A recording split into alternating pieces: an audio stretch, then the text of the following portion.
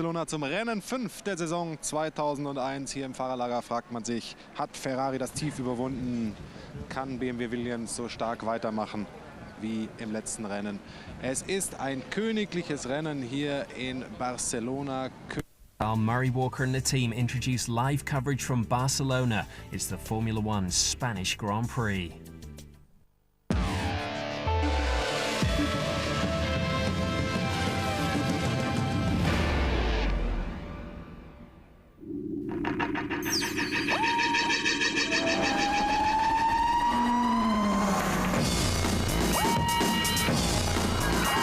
Formula One on ITV in association with Texaco.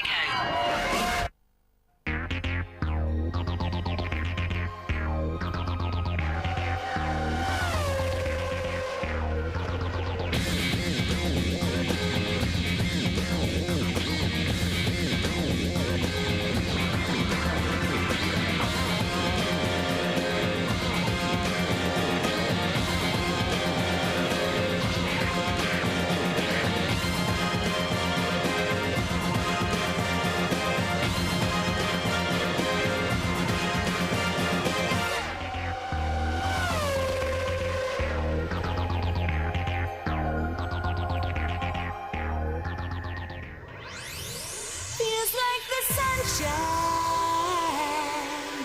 rising in my hands.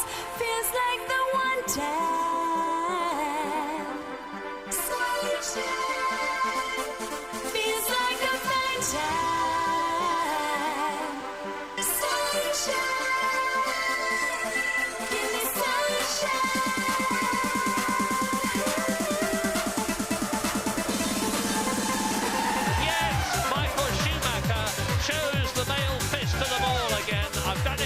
I've done it again. I am past now. Here is Mika Häkkinen as he improved his time. Yes! Mika Häkkinen goes up to second on the grid. Michael Schumacher's on pole. It's Häkkinen's favourite track. Coulthard's Barcelona record is impressive. Welcome to an afternoon at the Spanish Grand Prix. Hello there. Temperature's okay, around about 19 degrees, but in the last few minutes all sorts of clouds have gathered above the Catalunya circuit. It always blows around here a bit as well, very breezy indeed. Murray's been telling me it's going to rain. We shall see. Let's just remind you how the Drivers' Championship looks as we approach the fifth race of F1 2001. Level pegging then, right up there at the top, world champion Michael Schumacher and the consistently quick David Coulthard, 26 apiece. The Scots finished second here for the last 3 years. Barrichello, quickest in the morning warm-up, just a couple clear of Ralf Schumacher. The winner last time out, and Heidfeld and Frentzen have both qualified in the top 10. Alongside Tony Jardine, delighted to welcome Paul Stoddart, boss of Minardi, owner of Minardi. People tell me you must be crackers buying that team. Sometimes I wonder why, Jim, but no, I mean, it was a business decision and Formula One's where we want to be. I think it's still going places and we're sort of effectively 1/12 of it, and I'm pretty pleased about that. How have you enjoyed your season so far? It's been great. I mean, against all the odds we got to Melbourne, a lot of people thought we wouldn't. At times, I suppose, we thought we wouldn't as well, but we made it. Fernando, real star, credible performance in Melbourne, both cars home in Malaysia, and a top 10 finish in Brazil, so it's not the worst. Okay, Fernando Alonso, we're going to look at him in qualifying a little bit later on. But let's just go through the qualifying session, shall we, Tony? David Coulthard never on pole here, but setting the early pace. Yeah, but later on it got a little bit rough for him because there was a lot of traffic. People waited till the track got that bit quicker. And though he put in that sort of early banker lap, you know, he ended up, you know, about 4 tenths outside, really 5 tenths outside, which was a bit of a shame for him. He was also stymied in his last run where he felt he was blocked by Nick Heidfeld. Heidfeld was giving him a bit of a tit for tat, actually, because he felt that he'd been blocked by David Coulthard earlier on. But it does mean second row for him, so he's going to have to put in a rocket start with his launch control if he uses it. We'll talk about that traction control in a few minutes' time. Last to emerge in the session, Michael Schumacher, and he produced a time that nobody really looked like catching. I think it's fascinating because 2 years ago here he said, let's get this race over with, because the Ferrari was so imbalanced. Aerodynamically, it was not good in these long, fast curves that you have in Barcelona. Now this car is superb. I mean, they've been practicing pit stops since 7:30 this morning. They've been working very, very hard to get the car really, really accurate. He shaved off 4/10 off Coulthard's time first time around. Then he came out and did a further 2/10. He always had something up his sleeve. And then he saved tyres as well. And he only did 8 of his 12 allocated laps in qualifying. So they're ready for the race with their tyres. Häkkinen's won here for the last 3 years. He was part of a cavalry charge right at the end that put him on the front row. But you see with Mika Häkkinen, as the car improves, as the season gets on and they know more about, you know, how to convert the aerodynamics, how to make the tyres work, the new softer tyres work properly. Right up at the last minute, he'd made these fractions of improvements. And I just think he's going to get better all season long. And he very, very nearly captured pole position from Michael Schumacher. Paul, what about your man, Fernando Alonso, 19, youngest on the grid, and he's got ahead of the Benettons and the Jaguar as well. And not for the first time either, Jim. I mean, he really is going to go somewhere. That lap yesterday, it was, you know, it was an absolute stunner. And with performances like that, we've got ourselves a star. And he said he's never driven a single lap like it. No, I think, you know, as I said before, it was him, not the car. It really, really was a stunning lap. Good. OK, Tony, take us through the grid. Well, Michael Schumacher says we're back where we want to be, so he's on pole position. And going for 4 in a row, Mika Häkkinen in the McLaren. Coulthard, as I say, slightly held up there, but he's never won in Spain. Can he do it? Barrichello didn't get the best out of the Ferrari. He admitted to that. Ralf Schumacher, of course, the Williams not showing great form here recently in testing, did very well, always been in the top 5. Truly out-qualifying Frentzen yet again. Villeneuve did very well after brake failure early in qualifying yesterday to put it where he did. And then Sauber crash. Look at them both in the top 10 again, the 2 youngsters. And then Panis there alongside Montoya. Lost his rhythm with flags going against him, traffic going against him. Irvine, this is the best you can expect. We're waiting for our new aerodynamic package. Bertie, who's gone from Jaguar to Prost, out-qualifies the old master Alesi. Verstappen had a spin. Alonso there at 18th place, his first Spanish Grand Prix. We're looking forward to that. But he's ahead of Fisichella. He's ahead of the Grand Prix returnee De La Rosa, the Spaniard, and then Button, question mark over his shoulder, and then Tosso Marquez at the back. The wind condition was a little bit variable, and I've seen very often here in Barcelona, you can be at the right moment out and you just get everything together. And you go maybe 10, 15 seconds later and things have a little bit changed. And certainly I found this a little bit variable today. More or less all the runs, I had traffic out there when I ran there. So the last run was the only time when the track was clear for me. And that gave me the opportunity to maximize the lap time and to be smooth, you know. With the traction control now for the launch starts, that I'll be on the clean side of the track. And that may end up being a bigger advantage than being on the inside on the dust. We are heading for points, so I think after what we saw today, Michael is going to win this race easily tomorrow. And we just try to do our best, and I'm sure by Austria, if late as Monaco, we should be back. The race is tough because there is a lot of tire degradation. We have to manage the tires, and okay, we are helped a lot now from the anti-speed, but it's anyway difficult to set up the car for a world race. Their main objective is to have someone to push Jean, so both drivers can push each other and go forward, and I think that happened today. So, you know, I think they are as happy as I am, probably. Well, you'll notice that the cars are sounding a little bit different. You shouldn't see any wheel spins at the start either. 2 consequences, those of the return of traction control. Reaction so far, fair to say, very mixed. Here's James Allen. Well, Jim, there's a lot of focus this weekend on the new electronics. There's no question that some teams are more ready than others. But how do the systems work, and what difference are they going to make to the racing today? A Formula 1 car has sensors which can tell if the rear wheels are turning faster than the front ones, which indicates wheel spin. The computer then cuts the engine power to stop the wheel spin. This gives more grip out of the slow corners and a faster lap time. The driver still presses and operates the pedal, but the signal from that is read electronically and passed back to the engine control system.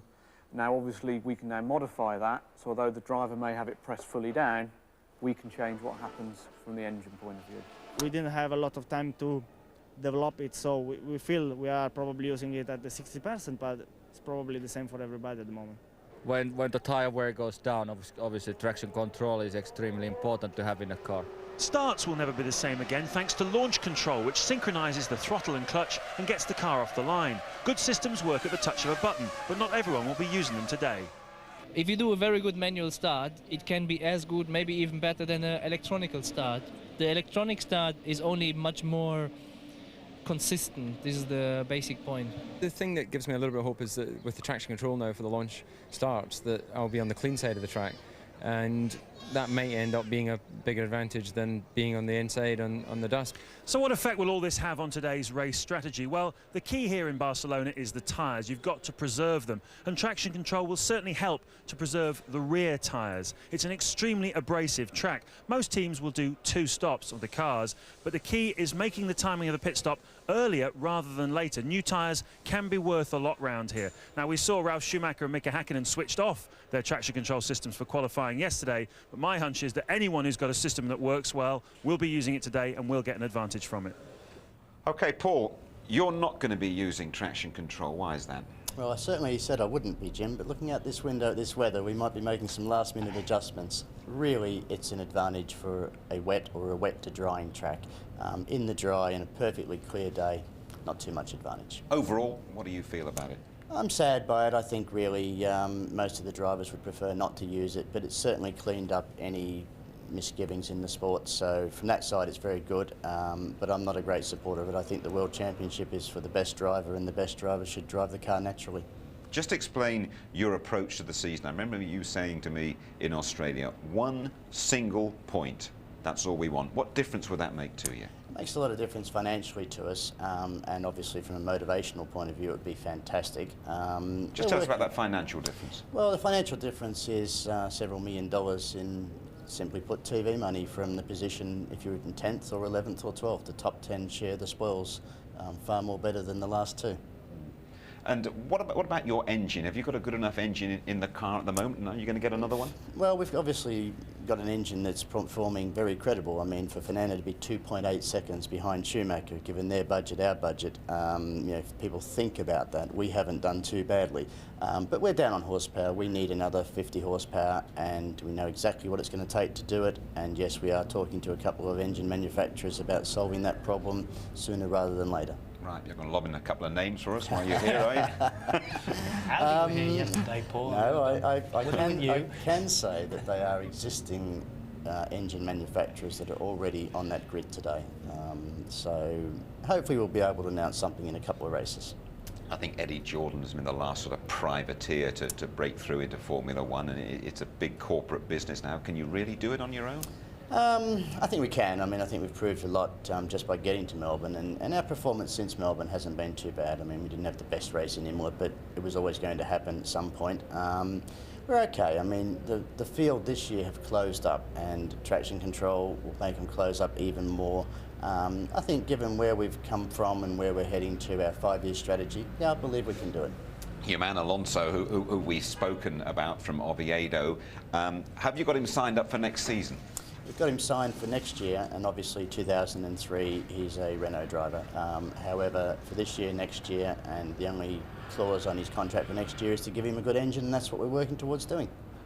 Do you ever feel you're not actually on a level playing field here? I mean, Ferrari tested thousands and thousands of kilometres last week. You didn't do anything, did you, hardly? It's very hard. I think it showed more on Tasso. Obviously, Fernando, home track, knows the track well, but take someone like Tasso, hasn't seen this track for 3 years, and no testing. I mean, people pound around Barcelona. It's one of the favoured test tracks. They do thousands and thousands of kilometres. Our first test, other than a small shakedown test on a straight line track, was last week, and that was all around traction control. Just finally, your hopes for the Spanish Grand Prix? I'd like to see a top 10 finish. Anything can happen, and as Murray says, usually does, so let's hope it happens for us today. You're not allowed to nick his lines, by the way. Good. Paul, thanks very much for joining us. Good luck in the race today. Thanks, Jim. Right, and let's drive you, shall we, 3 miles around the circuit to Catalunya. It's been the home of the Spanish Grand Prix since Nigel Mansell won here 10 years ago. A flying lap then, and Martin Brundle is on board with the Barcelona boy, Pedro de la Rosa.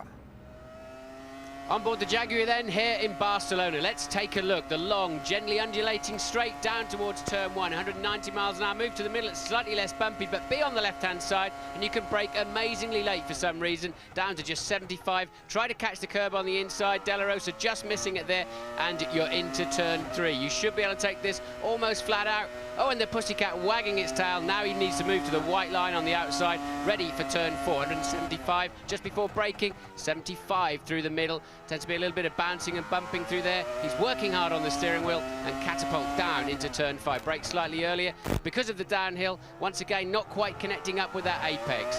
A long sweeping left-hander then. Try to straighten it out as you go into the foot of the hill for 7. You can hear the misfiring as the traction control cuts in. Up the hill, 155, Campsa. 135 through the middle.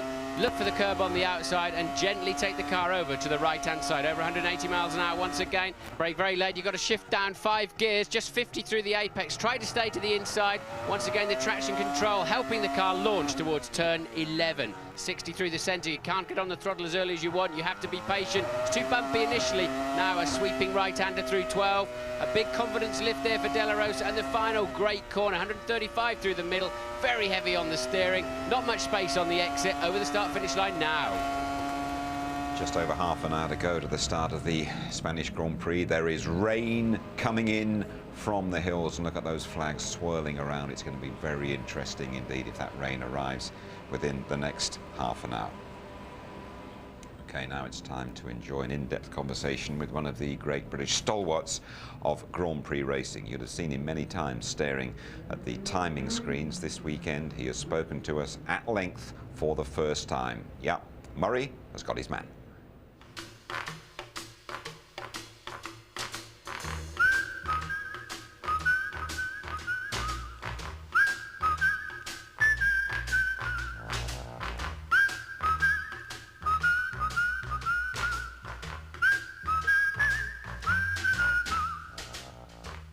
When I first think of you, I always think of you as an actual driver, a racer, driving Austin A40s and then Formula cars.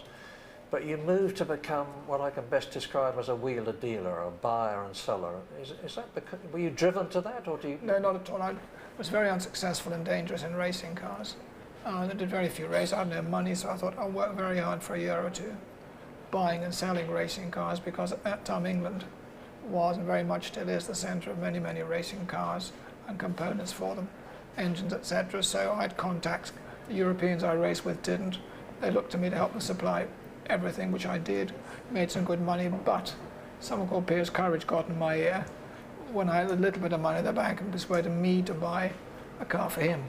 And after that, after I did that, there was no looking back. I was an entrant and no longer a ridiculously bad racing driver. But you never felt motivated to spend the money that you'd made on getting better cars for yourself? Well, Piers was as quick as Quicksilver. The moment he smelt the cash, he was into my ear and I was gone. I was done for. But with looking back with hindsight, I'd never been a great racing driver. But I should say that today I still feel a bit childish about it. And I just imagine myself trying to keep up with Michael in the wet. I mean, it's a dream, but the turn on is there. Don't we all?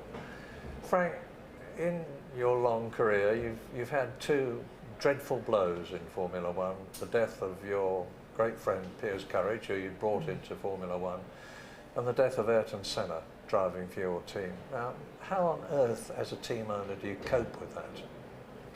Well, the death of Piers did fixate me and have quite a serious effect on me.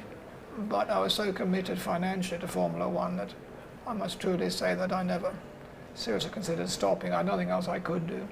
And I was, in every sense of the word, there was no going back.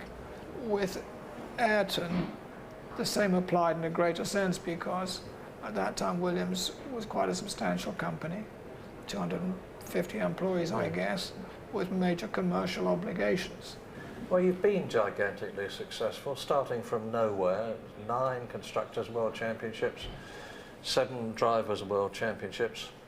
So what's the secret? Is it passion, dedication, determination? Well, I would say, without being too modest, that I really am a very small cog in a pretty large wheel. And I have this partner called Patrick Head, who unfortunately is much cleverer than me. It really upsets me sometimes.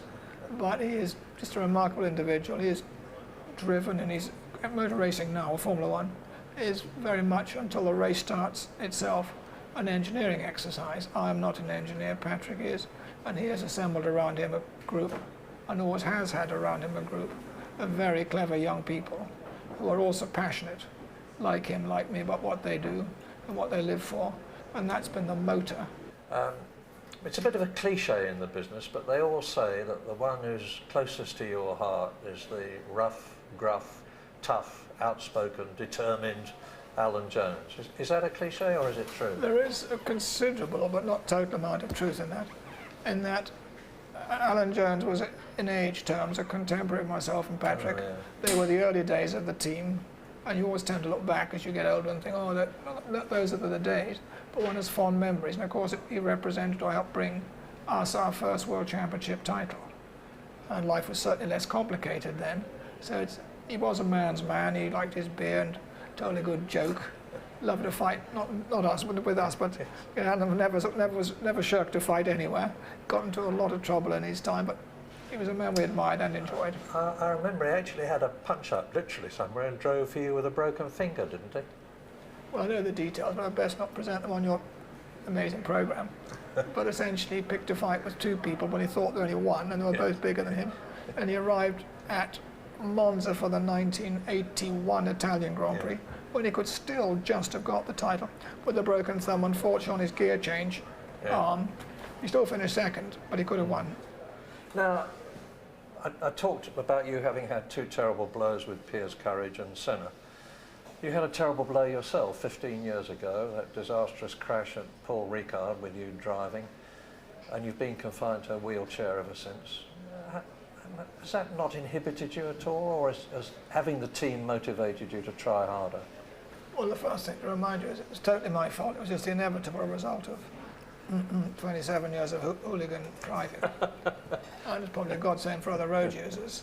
But I repeat, it was my fault, and I was in that position. Fortunately, I had the wherewithal to afford good people to look after me, and essentially I should say I'm so well looked after, whether it's by my day-to-day people or at the hospital at Stoke Mandeville, etc. But I don't really notice it. I've got other things in my mind. I'm very fortunate. Very fortunate, sums up the man. It's very sad still for likes of myself looking at him and remembering him in the 70s, working with him when he was very fit. He was a great athlete. You know, he used to run around the circuits in the night before the race and so on. But there's no question of doubt, if you cut him there, oil would come out, not blood. He's 120% racing. He absolutely loves it, but he's not gaga. He's the boss there, and he's got a fantastic brain. Okay, well, problems for one of his former drivers, David Coulthard, in this morning's warm-up. Hydraulics problem. That McLaren, cloud of fumes coming from behind it, grinding to a halt. Not what David Coulthard wanted at all. Here's his reaction. It's not good when your car stops on the track, but it's better it happens now, obviously, than in the race. Clearly, it's a problem that we haven't foreseen, and we're just going to try and understand exactly why we had the hydraulic problem and fix it for the race. Is it likely to be a problem for the race, or is it too early to say? Well, it's not something we've had happen before, so I don't think it's related to traction control or the sort of issues that it looks like BMW have had the problem with. So I think it's just one of those things, unfortunately. You know, hydraulics, there's a lot of pressure on the lines, and occasionally they fail. Remember last year, David Coulthard drove most of the Spanish Grand Prix in great pain after his plane crash. Well, Jenson Button, he's going to be in a bit of pain this afternoon as well. All sorts of problems with the shoulder, injections involved and things like that. Here is the latest bulletin. He has got this small shoulder problem that stems from an old kart injury. Basically, the tendon in the shoulder, through the aggravation in the shoulders, sort of elongated. So through the lack of the power steering and the Michelin tyres sticking a lot harder, basically there's been a lot more force and tension on the joint. He's been well treated by Hoagie, the team physio, but obviously he's got an aggravation there, and we had a cortisone injection last week to calm it down, but it still is quite sore. But the bottom line is the boy's hard, the boy's tough. He'll be here racing well this afternoon and for all the other races. so don't worry about it. Not sure if he's going to be racing in the rain or not. We're about half an hour north of the port of Barcelona. The Jordan team are involved in a new powerboat venture there with Honda, and Louise Goodman was on board to discuss the future of driver Jarno Trulli. Where does his future lie? His contract expires at the end of this year. I see no reason why Jordan and Jarno Trulli won't extend that contract for the foreseeable future. He has everything that Jordan as a team wants. He's quick, he's exciting, he's got flair. I think you haven't seen the maximum of his speed yet. You can see the way he qualifies. We need to sort of help that along in the race. Maybe our car isn't quite good enough just at the moment. But as we've seen with Ralph, you know, Ralph has brought Williams to another dimension, particularly after Imola. I'm absolutely certain that Jordan, you will see a much bigger improvement, certainly over the next 3 races. The race boat may be a new venture, but Eddie's an old hand at powerboating. What? Not that you'd know it. Don't worry. They got that on camera. As we left Barcelona harbour and headed out for a bit of fun, I had a chance for a chat with Jarno. I kicked off by asking him about the frustrations of last year. It wasn't easy at all, but let's say it wasn't a successful season, as successful as we expect. It was very difficult to accept. But this year is much better so far. Oh yeah, absolutely. We got a reliable car, competitive car, a good base to start with. So now we just have to improve our performance, and we must also keep in mind that this is our first season with a new engine deal, Honda. So this brand new relationship at the moment is working very, very well, as it is, let's say, very young. So it can only get better for the future. How do you feel? I'm curious to know how you feel when you see people like Jenson Button last year, Kimi Räikkönen this year, guys who've come straight from Formula 3 into Formula 1. There's been such a fuss. I mean, you did that a few years ago, didn't you? How do you feel when you look at them? I did that, but I look at them and say that they were... I think I was very lucky to get to Formula 1, but I can say that they were luckier than me because they got straight into a competitive cars. But it's always good to see young, new drivers coming in Formula 1 because, as I always thought, go-kart is very important. These 2 guys were coming straight from karting to Formula 3 and then to Formula 1. Look at the bridge. Hey! Wow! What's happening? Hey!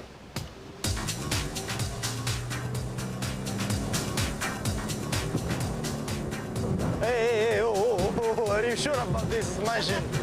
Do you like those? No. Does he look as if he likes them? Right, he's further down in his seat. What should we do? You should be standing up. No! When you race in a powerboat, you stand up because then you can take the pressure in your knees. Come on, give it a go. Oh. Hold on there. No.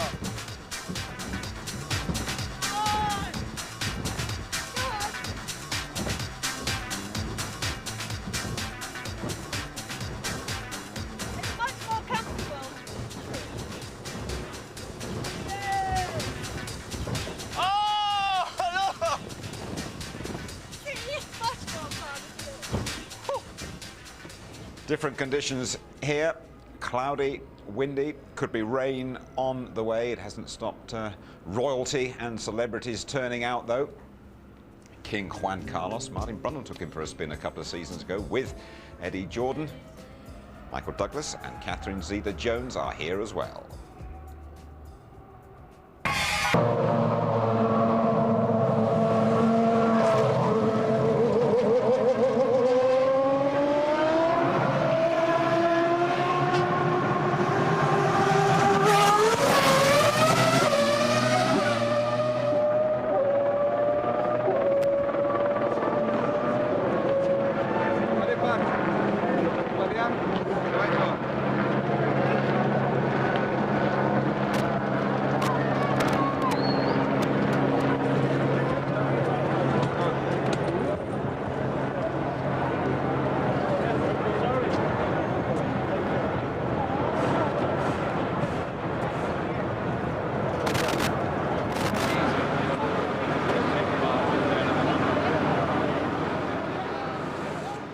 Fernando Alonso, describe your feelings as you're about to start your first Spanish Grand Prix. Yeah, the feeling is fantastic. I'm ready for a start. I'm quite surprised because in 10 minutes the weather changed a lot, so we need to be careful with the weather. But the feeling is fantastic. And when you get off the line, okay? Does the launch control work? Yes, we have the manual start, so the normal start for us. In the next races, we need to improve in this thing. Best luck. Thanks, Fernando.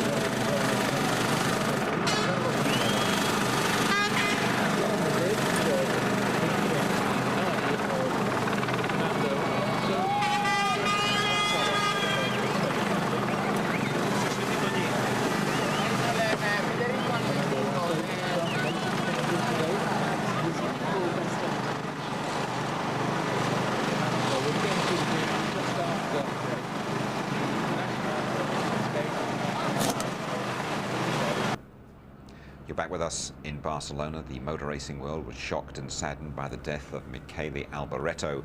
On Thursday, the 44-year-old Italian was killed at a circuit near Dresden in Germany, testing for the Le Mans 24-hour race. Martin Brundle raced against him many times. He was also at the circuit where the tragedy occurred. A great sense of sadness here in the Formula One paddock at Barcelona. Michele Alboreto was a very popular man amongst the Formula One people. One of the few Italians to win for Ferrari. Let's take a look at his career. Michele was a real racer and a veteran of 194 Grand Prix. He drove for 6 teams in Formula One, starting off with Tyrrell in 1981. A couple of years later, it all came good, with a win in the USA Grand Prix of 1983. The temptation of Italy's famous Scarlet cars soon saw Michele at Ferrari, where despite the unique pressures of Maranello politics, he sparked off a title challenge, winning the Canadian and German rounds of the 1985 World Championship.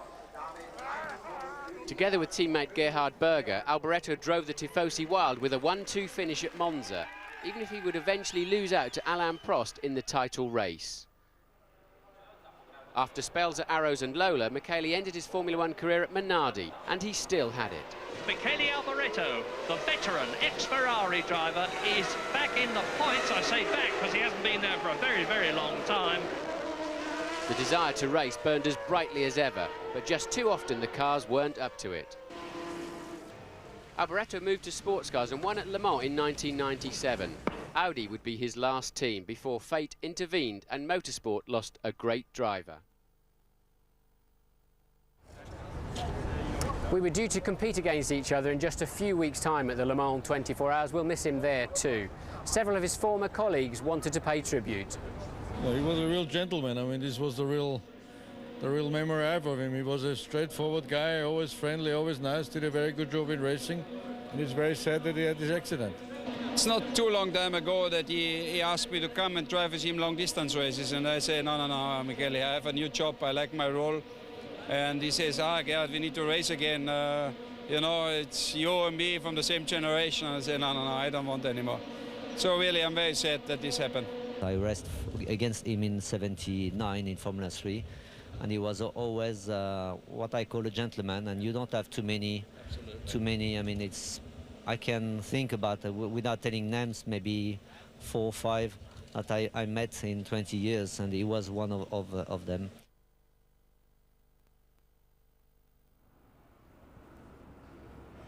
Michele Alboreto, remembered by fans today at the Catalunya circuit.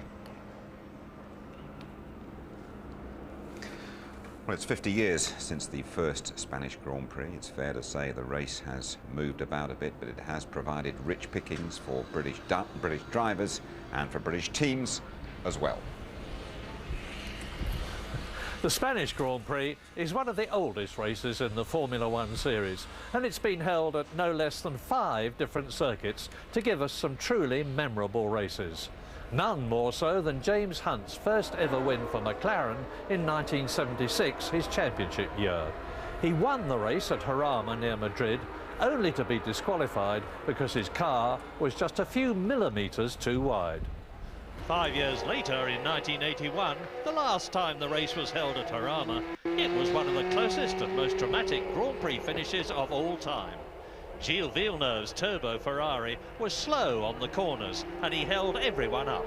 But its greater power blew them away on the straights and he won with 1.2 seconds, covering the first 5 home. But it was even closer at Jerez in 1986. Nigel Mansell in his Williams had a fantastic battle with Ayrton Senna's Lotus and Alain Prost's McLaren until Mansell and Senna broke clear. They came up to the line absolutely together. This is it, down into second gear, and Mansell, if he gets it right, can sprint out of the rear wing of Senna's car. Senna moves across, he's keeping Mansell back, and he wins. Nigel thought he'd won, but he hadn't. Senna had by 1/100th of a second. To Barcelona in 1991, where Mansell and Senna were at it again, with Ayrton in a McLaren this time. Their 200 miles an hour wheel-to-wheel battle down to turn 1 was a fabulous sight. Someone had to give way, and it was Formula One's hard man, Ayrton Senna, as Nigel took the lead and went on to win for the second time in Spain. Barcelona 1994 was only 2 races after the great Senna's tragic death at Imola. Damon Hill was now Williams' team leader. He drove magnificently to win and boost the team's morale. This is it. He is now dropping down the final descent to the final corner of the Spanish Grand Prix, which Damon Hill wins.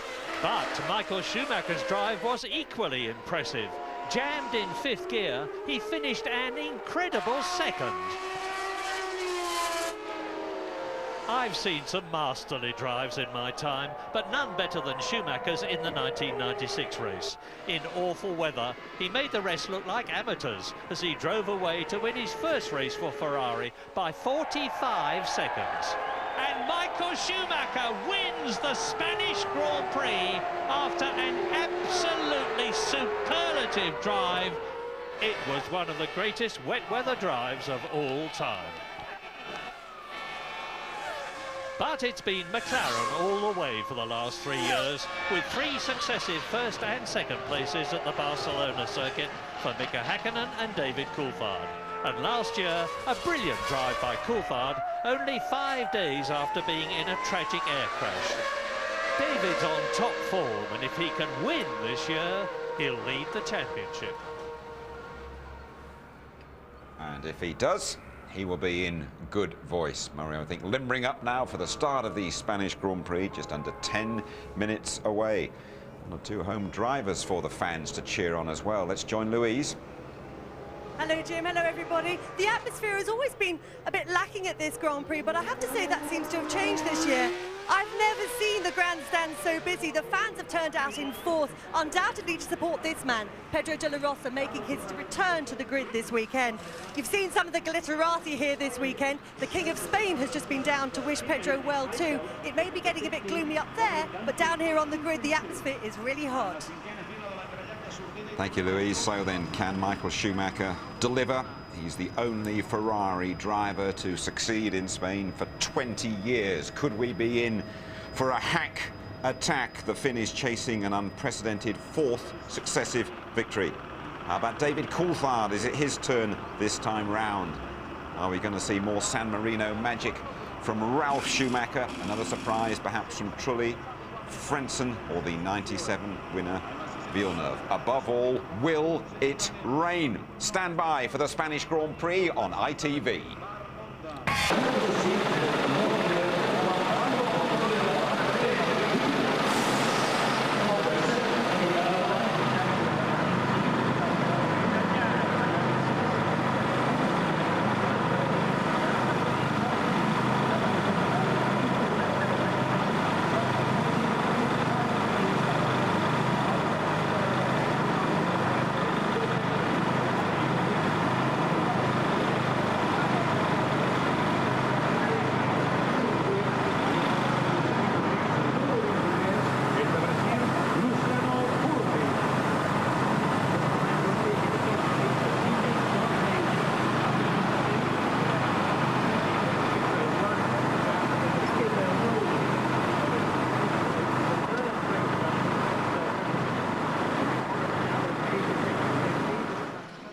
Ron Dennis, the first start of a new era. How do you feel it's going to go for the whole grid? Well, I don't think it's actually going to go well for the whole grid. And so unfortunately, I hope it doesn't, nobody's problems cause a restart. But hopefully we've worked hard enough to eliminate our own problems. But I think it's a better way to go. You must be pleased. Do you feel this is the first time there's been a level playing field for some time? Let's say I'm happier at this race than I was at the last. Ron, thanks very much.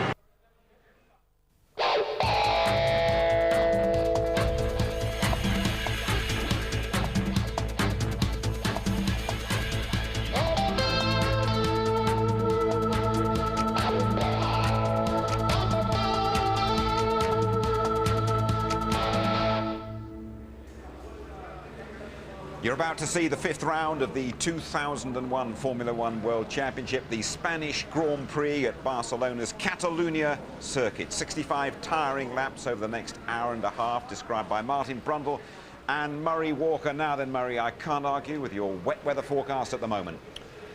Will it rain, said Jim Rosenthal, while Murray Walker says yes, it will. But then maybe it won't. You never know at this place. It's so changeable.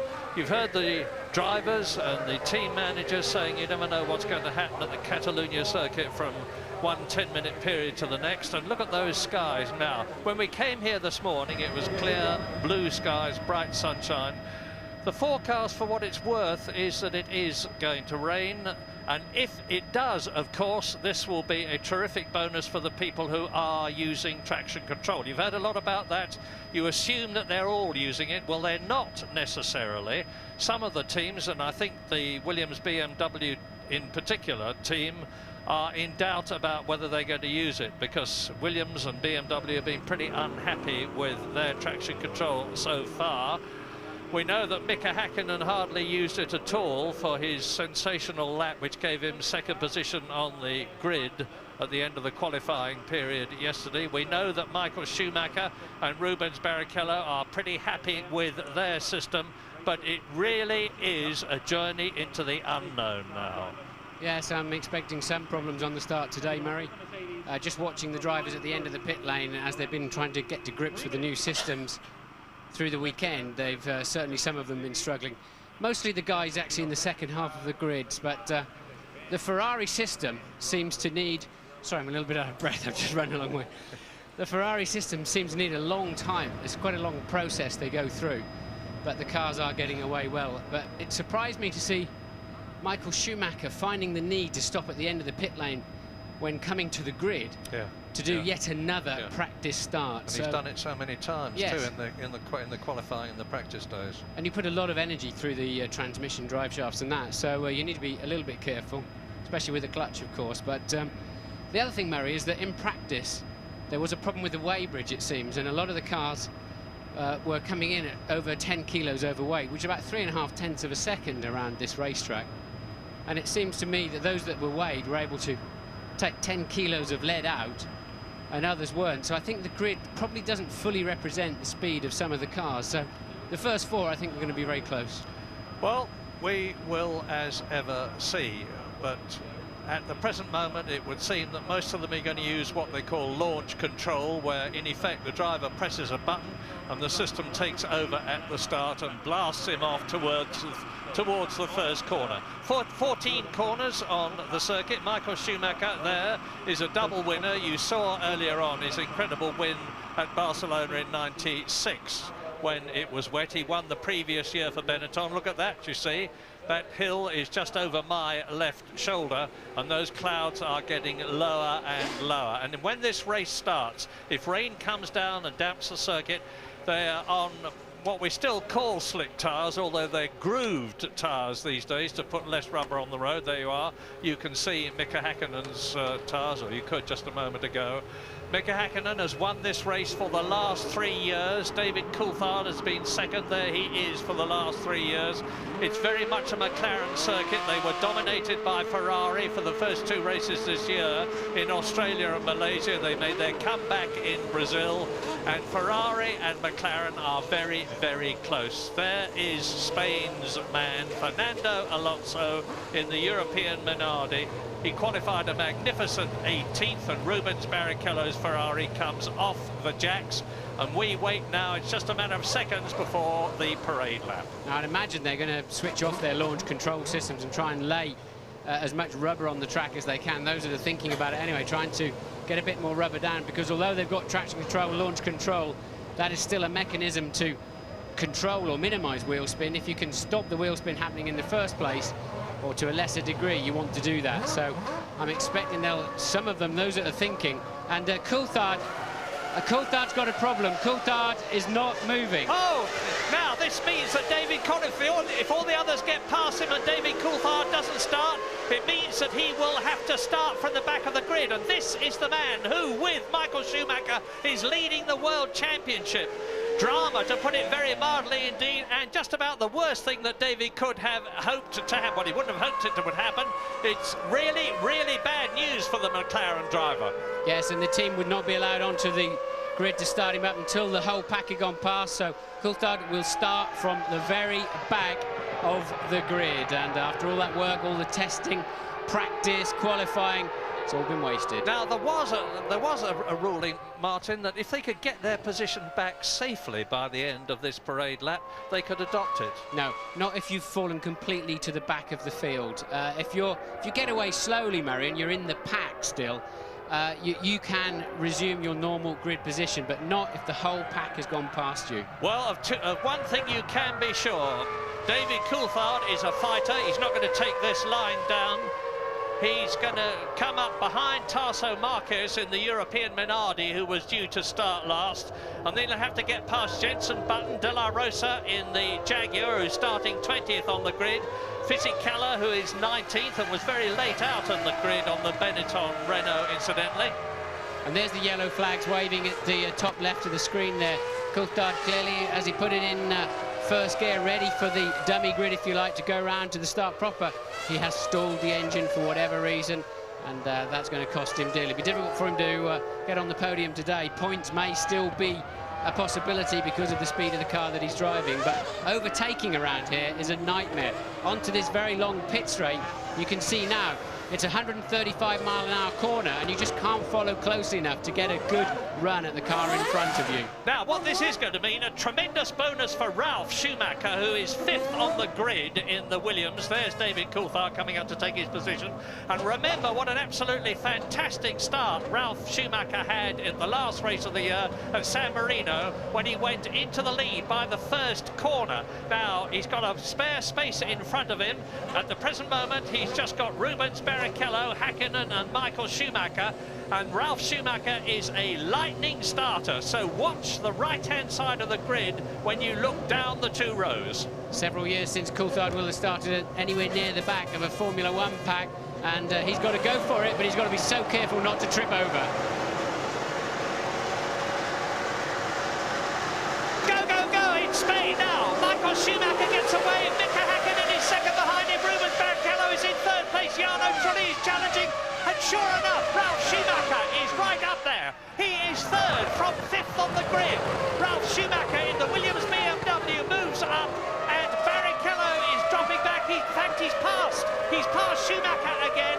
Ralf Schumacher has got Jarno Trulli in the yellow Jordan behind him, and the race order at the present moment, Michael Schumacher leads Mika Hakkinen, leads Rubens Barrichello in 4th position. There you can see Ralf Schumacher, and behind him is Jarno Trulli. So, with David Coulthard fighting his way through the grid, this, of course, is a 65-lap race. Lots of action to come.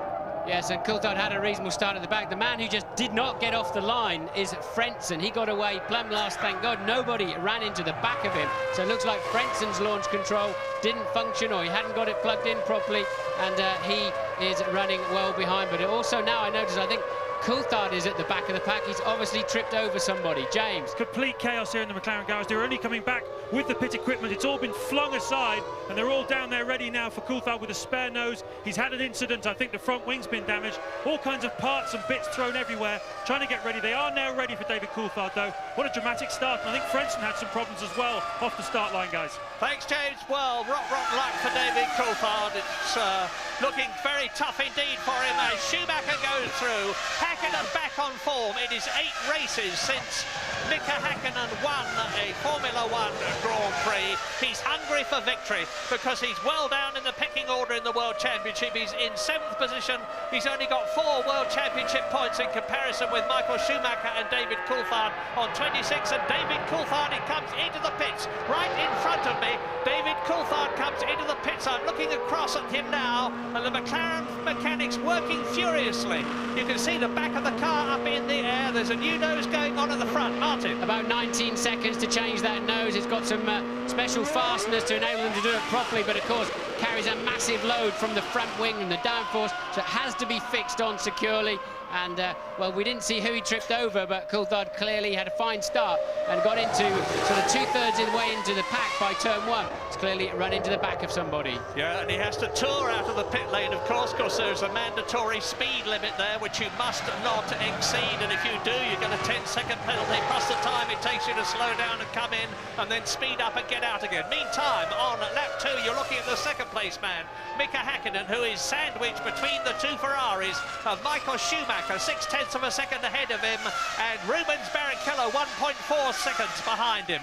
Now, Michael Schumacher knows what the challenge is. He puts down the hammer as he goes at 200 miles an hour into turn 1, pursued by Ralf Schumacher, now in 4th position. Jarno Trulli is in 5th place. There is the white and blue Williams. There is the yellow Jordan in 6th position. An incredible 6th position, because Montoya, the Colombian, has come up into 6th position, and he started down in 12th place. So Montoya, who had a very grotty qualifying and practice sessions on the Friday and Saturday, is scything his way through the field. Replay. So front runners all got a good start. You can see Frenson's Jordan absolutely stationary. He would later on spin his wheels and make a normal start. And let's see if we can find out where Coulthard had the problem. I suspect he's gone in the back of Bernoldi in the Arrows, because they both pitted at the end of the first lap, and the camera's cut away now. I can see Coulthard 2/3 of the way down, but there you're watching is Barrichello back at the front, making his way around the outside of turn 2, regaining that crucial 3rd place. Yeah, great move by Rubens Barrichello to get past Ralf Schumacher, who had got past him. Ralf Schumacher, I suspect, doing the start all on his very own, operating his own clutch, operating his own throttle, and it certainly worked, but not for long enough. Meantime, I'm looking up into the skies. The clouds are as low as they were before. You can see on the right-hand side of your screens that they're pretty low, but no sign of rain yet. And race leader Michael Schumacher is now 1.2 seconds ahead of Mika Häkkinen. It is Ferrari leading McLaren, leading Ferrari in 3rd position. The Williams BMW on the top Michelin runner, because as ever this season, the entry is split between 2 tyre manufacturers, Bridgestone, who have got most of the cars, and Michelin, the French company, returning to Formula 1. And they won, of course, at the San Marino Grand Prix. Their top runner at the present moment, Ralf Schumacher in the Williams BMW. Montoya is in 6th position. And Montoya hungry for success. He led in Brazil magnificently after passing the man you're looking at now, Michael Schumacher, with a sensational move at the left-hander at the Senna S, only to be nerfed by Jos Verstappen out of the race. Well, a new fastest lap by David Coulthard, who's last in 22nd place. Some 55 seconds then is Coulthard behind Michael Schumacher, your current leader. And the front 3 cars, and this is going to be a 3-horse race now, the front 3 cars are all lapping virtually at the same speed last time around, and that suggests they're all on the same, roughly the same fuel strategy. Well, what we're expecting in this race, as you look at David Coulthard making his way up through the field, he hopes, and he was some 7 seconds behind Bernoldi in the Arrows, who is 21st. What we're expecting to happen is for most of the cars and drivers to have a 2-stop strategy. And if that is so, they will come in round about laps 26 and 41 in this 65-lap race. We're on lap 5 at the present moment, and things are going to start changing then. We're waiting to see if it does get wet, because, as I said earlier on, traction control will benefit the people who've got it enormously, because it will cut wheel spin. Yes, and certainly as they get 10 or 15 laps into each of these dry stints, the traction control will be working overtime mode. Tyres go away very quickly here. So many high-speed corners. Strangely, the average lap speed here of about 125 miles an hour in the race is probably only the 10th or 11th fastest lap of the year that we have through the Grand Prix World. But the corners that are here are very, very long and take their toll on the tyres. Coulthard then another new fastest lap of the race, still very much at the tail end of the field. He's lapping 2 seconds a lap faster than the man immediately in front of him. You're watching Schumacher leading at the end of the 5th lap, with 60 laps still to go. Häkkinen second, Barrichello third. Now, David Coulthard at the tail end of the field is lapping 2 seconds a lap faster than Bernoldi.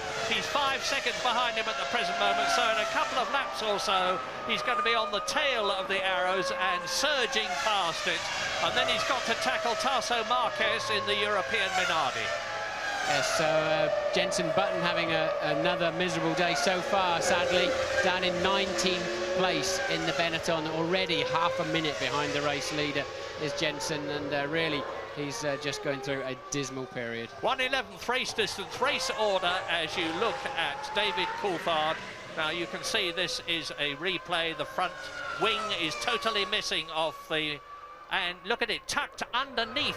He's got somehow underneath the right-hand wheel. That was a replay. Of course, he's come in and had a new nose fitted, and he's now 3 seconds behind Bernoldi. We're on lap 6, which is 1/11th race distance. Michael Schumacher leading Häkkinen by 2 seconds. Barrichello is another 2 seconds behind him.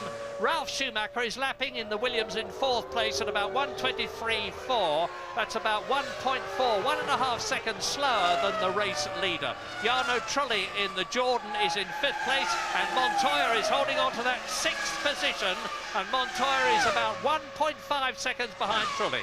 And to remind you, Michael Schumacher took 1 run less in qualifying yesterday than anybody else, and he was very economical with tyres through the free practice. He has 3 sets of new tyres. Oh, Jaguar coming together, and that is Pedro de la Rosa in the Jaguar. And Frentzen. It's Frentzen with him. Now, they are just checking. Here's a replay. That's into turn 7. Frentzen's gone up the inside and then couldn't help but run wide into De La Rosa. De La Rosa, of course, this is his first race for Jaguar. It didn't last very long. Out of the event goes Heinz-Harald Frentzen. Well, Jordan, who had reliability problems last year, certainly appeared to have overcome that this season. And Frentzen had finished in every race this year, but certainly not this one. De La Rosa, who had been expected to go to the Prost team, instead joined Jaguar, only for his race to retire on the 7th of the 65 laps. And you can see Michael Schumacher is in the lead, 2 seconds ahead of Mika Häkkinen, looking good. He's got the race under control at the present moment. And so it's on lap 8 out of 65. Schumacher leading Häkkinen by 2 seconds. Rubens Barrichello is another 2 seconds further back in 3rd place. Ralf Schumacher is still 3rd. Trulli is still 5th in the sole Jordan. And Montoya is still in 6th position as we go for a break.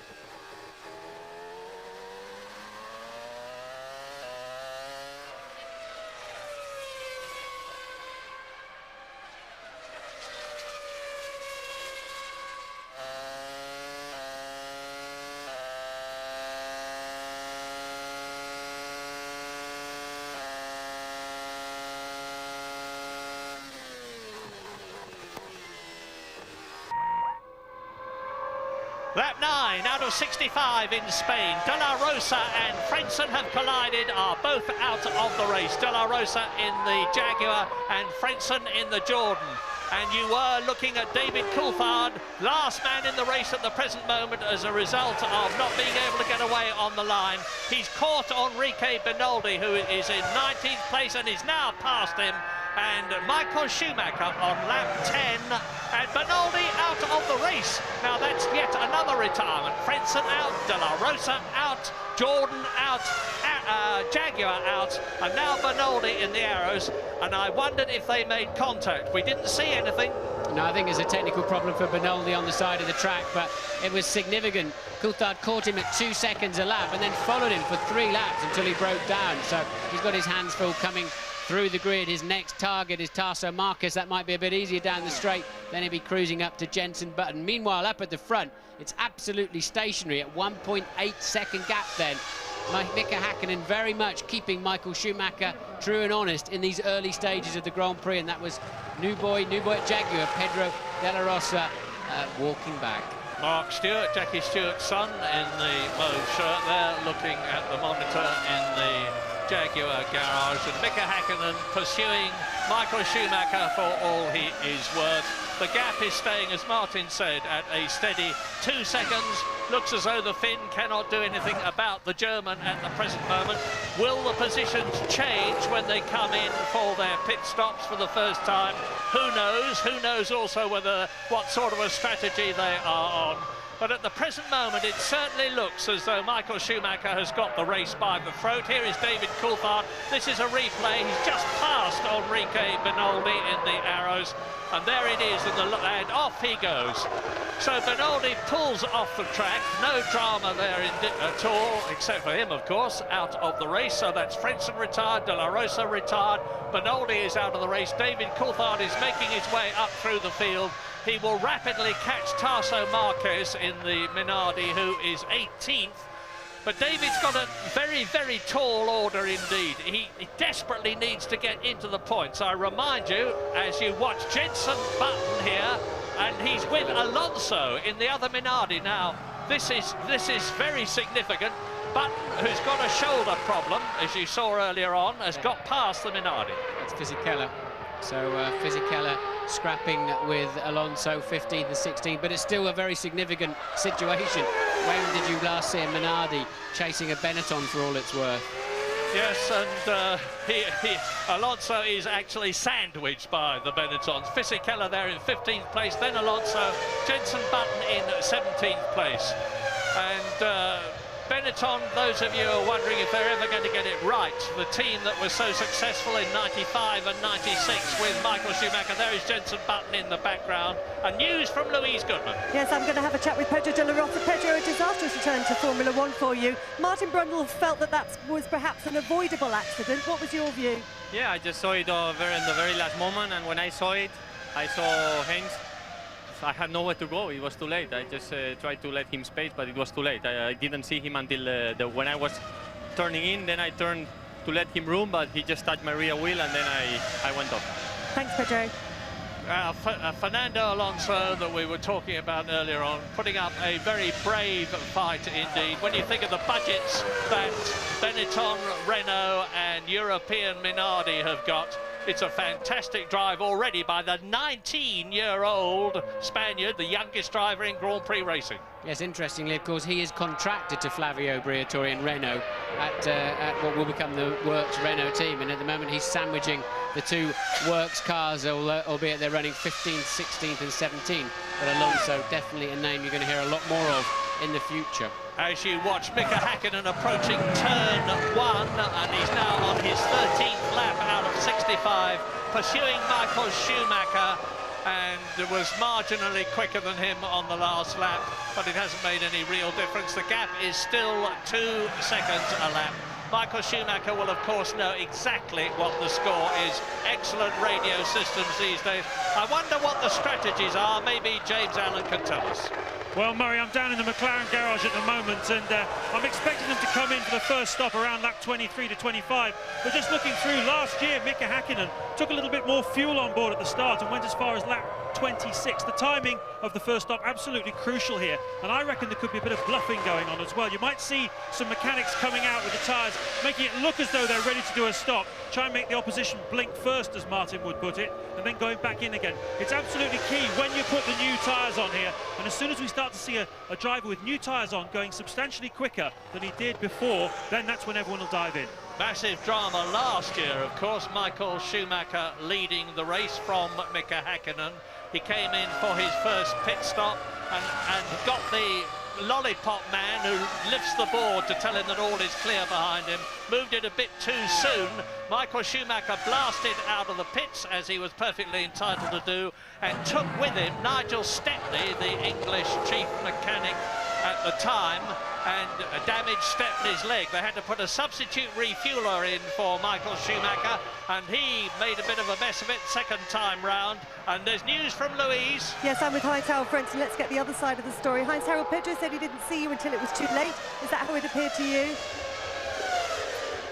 I don't know which helmet he's wearing, if he's able to see on the side, but it was clearly my corner. I was on the inside, and with his front wheel, he touched my rear wheel. Pretty obvious that that was my corner in this moment, but nevertheless, a racing accident happened also because I didn't have a very good start. A rather unhappy Heinz-Harald Frentzen. Back to you, Murray. Yeah, pretty magnanimous Heinz-Harald Frentzen. It's a normal situation. It was his fault. No, don't be ridiculous. It wasn't his fault. You know, everybody says it was the other bloke's fault. So you're looking now, it's continuing at Fisichella in 15th position, being chased by Fernando Alonso, and they're pulling away from Jenson Button. I'm looking, and Alonso having a look at Fisichella. He's going for that 15th place. Quite understandably, the Spanish producer is favouring his Spanish countryman, and we're seeing a lot of Alonso. We're going to see a lot of this young man in the future too, because he is a very accomplished driver. And it's lap 15 now in Spain. Already 15 laps have gone by, 50 laps to go, including at least 2 pit stops for the majority of the contestants. Michael Schumacher, who's won here twice, he's been twice 3rd position here. He was 5th last year. I was saying that when he'd made his 2nd pit stop last year, the fueler was the new fueler after Stepney had been hurt, was a bit slow on the uptake, and then Michael Schumacher had a puncture problem as well, but in spite of that, he finished in 5th position and got 2 World Championship points. Every point counts. He's 26 points at the present moment, and David Coulthard, who's sharing the lead with him, is now in 18th position. He's got past Tasso Marquez, and his next target is Jenson Button, followed by Alonso, followed by Fisichella. So that's going to be very interesting indeed when he closes up on them. Brilliant cat and mouse game going on at the front. Michael puts another new fastest lap in, and Mika immediately just cruises into the same lap time and just pegging that gap, still at 1.8 seconds, as you can now see on the bottom of your screen. And really, these two, we've seen this so many times before, haven't we? These two just slugging it out at the front. 2-car race. I mean, you can see the gap between them. 1.5 seconds, 1.7 seconds, 2 seconds. But they're pulling away all the time from Rubens Barrichello, the other Ferrari driver, who's holding his 3rd position. He is now 6.7 seconds behind Michael Schumacher, and about 8 seconds in front as we ride with now Jos Verstappen in the arrows. He is in 12th place, pursuing the gifted Kimi Raikkonen, the new young Finn, 21 years old, who is driving for Sauber, having come up straight up from Formula Renault. Now, down to turn 1, he's doing about 200 miles an hour as he backs off. The right, the left, it starts to climb now. Then he goes into the very, very long double 90. Turn 3, 4th gear, about 125 miles an hour. Then there's a bit of a straight before the end of the first sector of this 3-sector course into turn 4. And Verstappen goes into turn 4. We go into a break.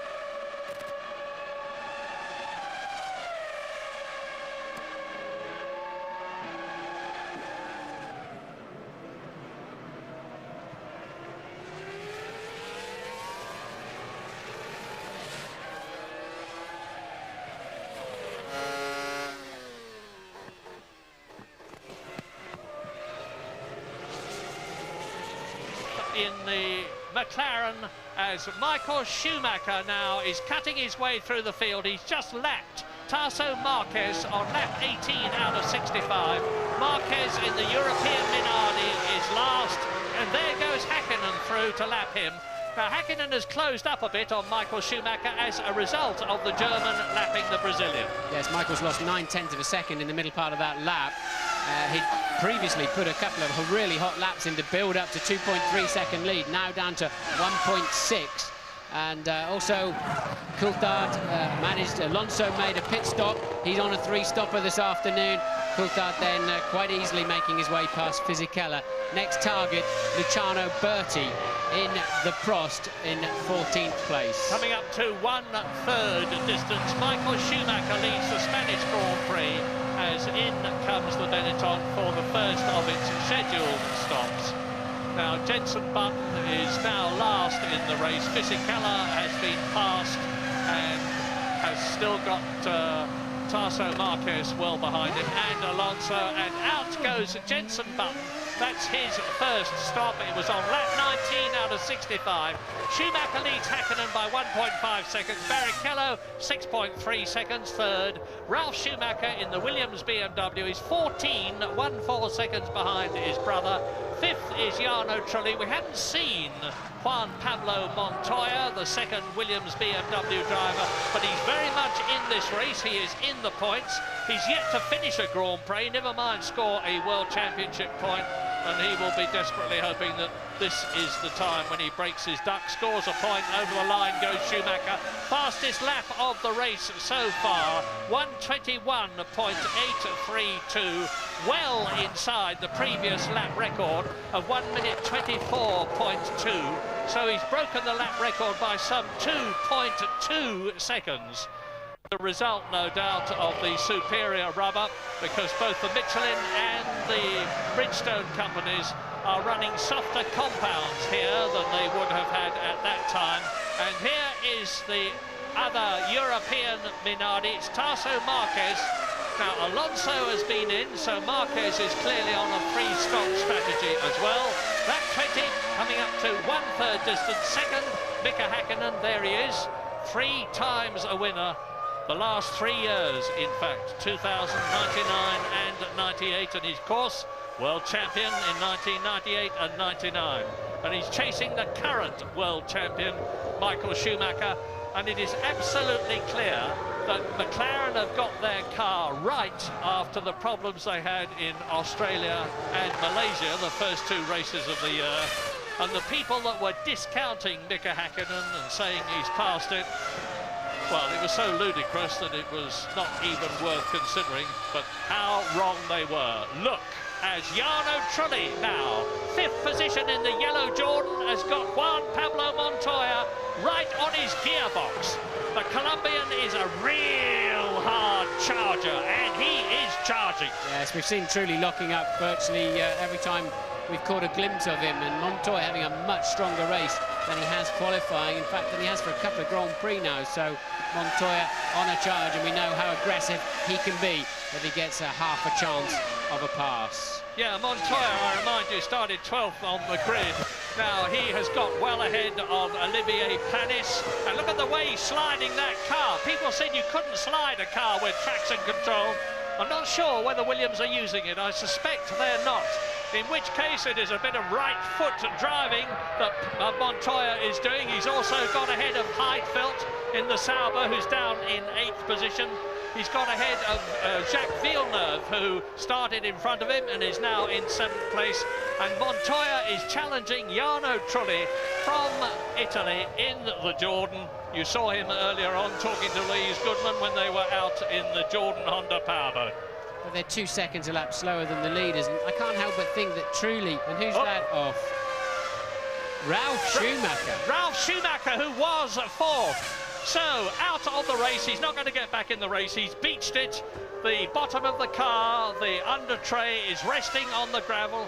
He must have just slid off the circuit out of 4th position. Up into 4th place comes Jarno Trulli. Up into 5th place comes Montoya. Up into the points comes Jacques Villeneuve in the BAR, pursued by Heidfeld and Eddie Irvine. And into the pits come the Jordan and the Williams absolutely together. Yes, a quite early stop then at the end of lap 22, so they're coming in absolutely together. Current 5th and 6th place man, in reality 4th and 5th, now that Ralf Schumacher, I think, fell off all by himself. Just made a driving error. Who's out first? Oh, and it's Montoya. Yeah, Montoya's got ahead. Montoya's got ahead. Brilliant bit of pit work by the Williams team and mechanics, and Montoya has gained a place. This is a replay. It's in the downshift, Murray. You brake very, very late into that corner. You get a huge weight transfer forwards. Got to come down 5 gears, and suddenly you just snatch the rear wheels, and it's like a pendulum. As soon as the mass behind you gets to a certain angle, absolutely no amount of steering correction or whatever will bring it back, and Ralf then beached and out of the race. Fisichella in the Benetton, about to be engulfed by Michael Schumacher, race leader.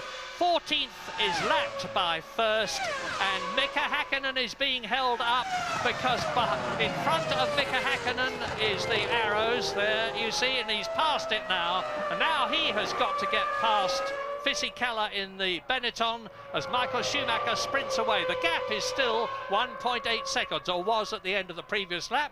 They're on lap 23 out of 65. Yes, the problem you always have leading any motor race is if you're when you're coming through the back markers, you're tending to wake them up and alert them. I mean, we're barely a third into the race and they're being lapped, so then they're much more aware for the next man coming through. And where I can hear you saying is David Coulthard, the answer is that he's passed Fisichella. You saw that happen.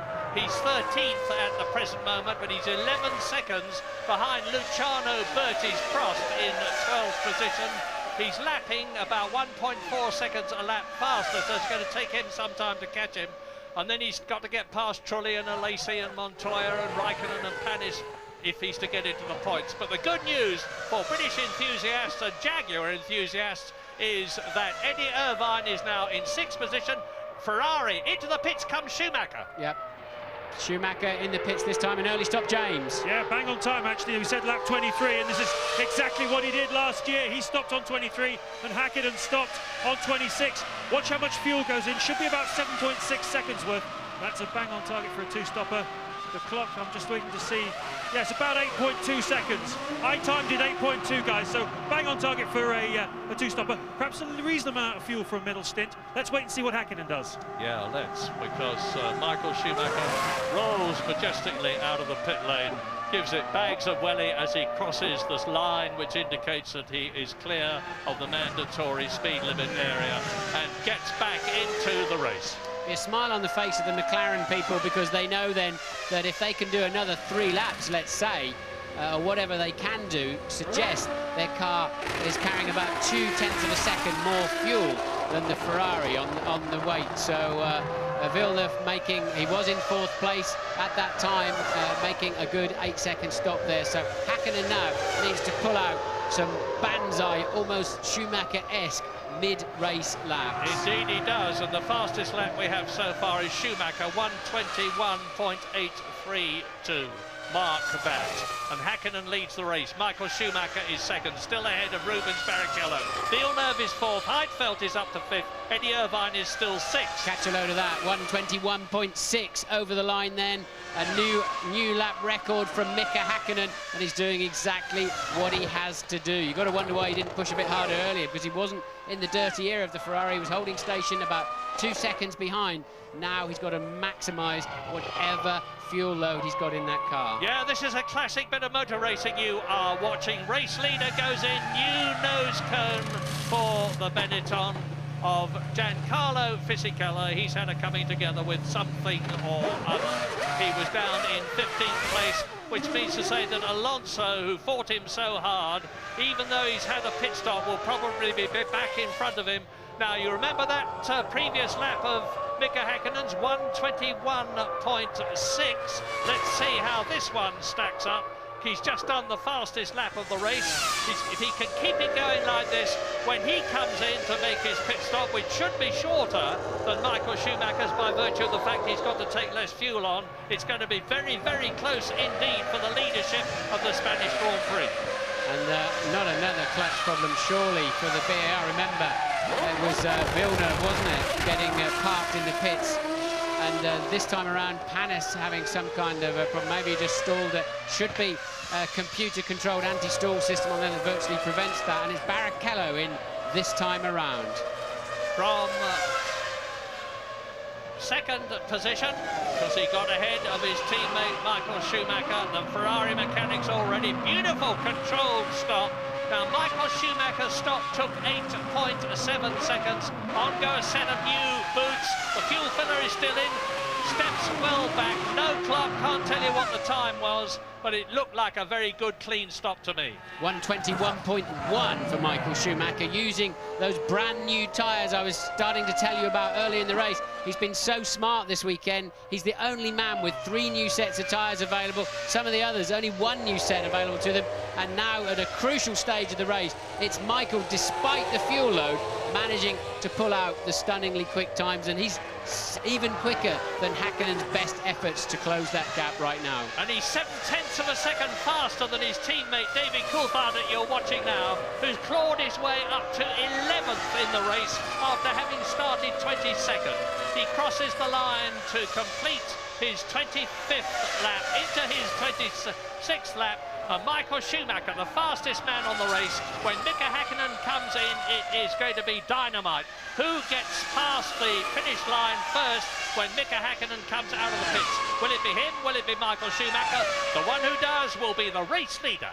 Be touch and go, because I don't think Michael's stop was particularly spectacular, but that 1:21.1 certainly was, and he's on another reasonable lap right now. I think he's had to pass a car through this middle part, so it's going to be very, very close. Depends on the quality of Häkkinen's in-lap, which we can't time, and of course the quality of the pit stop itself. But if I had to put my money on it, I would say Michael's still effectively just in the lead of this race. Coulthard up to 8th place, but mostly because there's been a spate of pit stops of cars in front of him, but making his way reasonably nicely through the pack. Yeah, David had a stop, of course, but it wasn't his expected fuel stop early on in the race. He had that problem.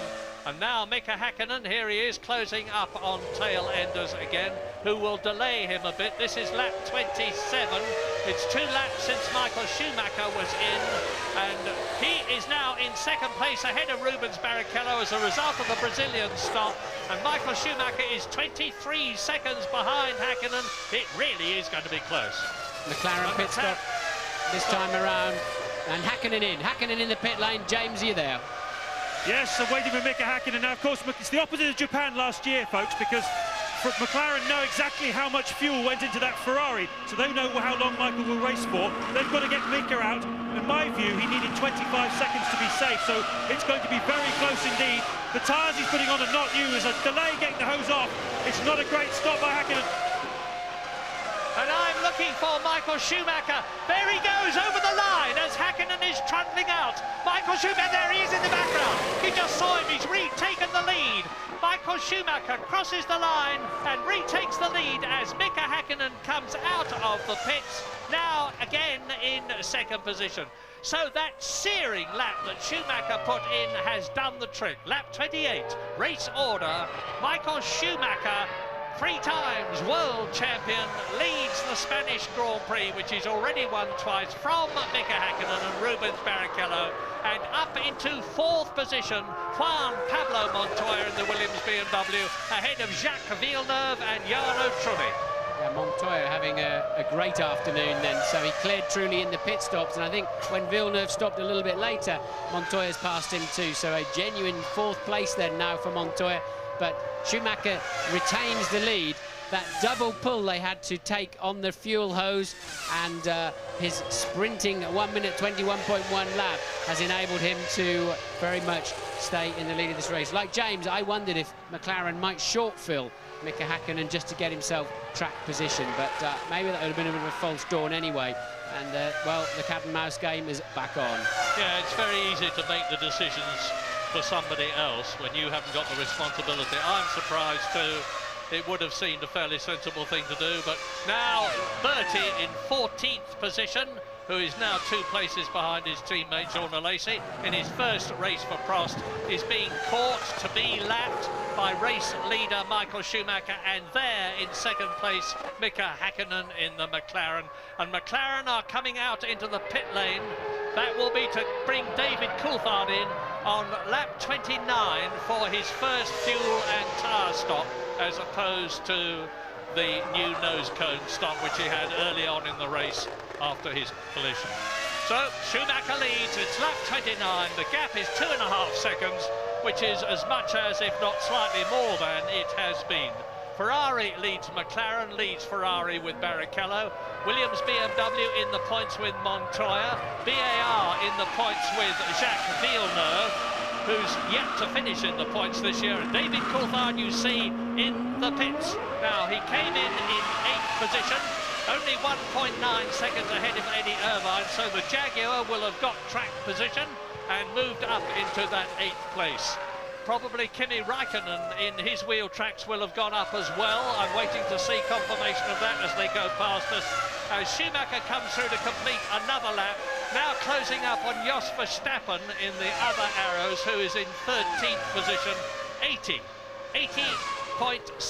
seconds behind Michael Schumacher, immediately ahead of him on the track, which means to say that Michael Schumacher is some 3 miles effectively ahead of the arrows on the 30th out of 65 laps. Well, Mika Häkkinen really has got it now. He's looking good for a minimum of 6 World Championship points to add to the 4 that he's got already. Every little helps. He's got so used to winning races, and as I said earlier on, it's 8 races since he did so. Yeah, so those new tyres that Michael's got up his sleeve give him an advantage for about the first 2 or 3 flying laps, and of course that's going to be critical as it's neck and neck between the Ferrari Michael Schumacher, McLaren of Mika Häkkinen. We'll be back shortly.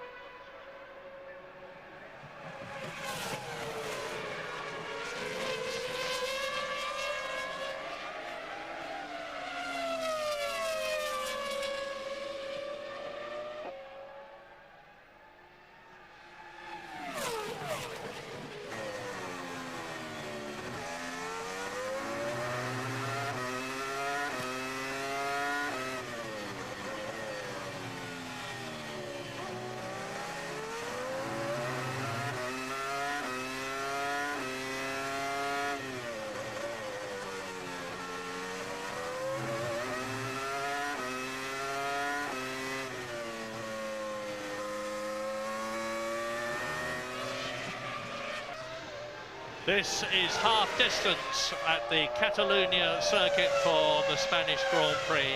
and you're looking at Michael Schumacher, who's just edging away from the car you're looking at now, that of Mika Häkkinen. The gap has increased from about 1.8 seconds to 2.9 seconds. On his previous lap, Michael Schumacher, who's scything his way through traffic, was 0.7 of a second faster than Mika Häkkinen. That has improved the gap between the two of them. Rubens Barrichello is still there. It's looking very good for Ferrari again in this race. It's perhaps slightly early days to be talking about championship points in this race, but at the present moment, Ferrari are on 14 World Championship points in the Constructors' contest, compared with 6 for McLaren, because Häkkinen in second place is the only point scorer for the team at the moment. David Coulthard is down in 11th place, and he's got to gain another 5 places before he could be in the running for 1 World Championship point. Absolutely terrible luck for the Scotsman, who had driven so brilliantly in the first 4 races of the year. A win, 2 second places and a 3rd place on the podium in every race. And then he had that problem of not being able to get away on the line, as a result of which he had to start at the back of the grid, which shot himself in the foot very thoroughly indeed. Michael Schumacher now coming up to Tarso Marquez to lap him for the 2nd time. This is the 33rd lap, so if he keeps this up, he's going to be about 4 laps ahead of the Brazilian. And Marquez is soldiering on. He was the last to qualify. He is the last in the race. Let's hope he doesn't get in the way. He does not do so. And Michael Schumacher laps him, continues on his seemingly victorious way. Lap 33 out of 65, over half distance then. And Ferrari looking very good indeed. Williams BMW still looking good in spite of the fact that Ralf Schumacher spun off earlier on, and Montoya is in that 4th place. BAR still on 2 World Championship points for Jacques Villeneuve, whose teammate Panis started in front of him but is now in 10th position compared with Villeneuve's 5th place, and the Jordan of Jarno Trulli is still in 6th position.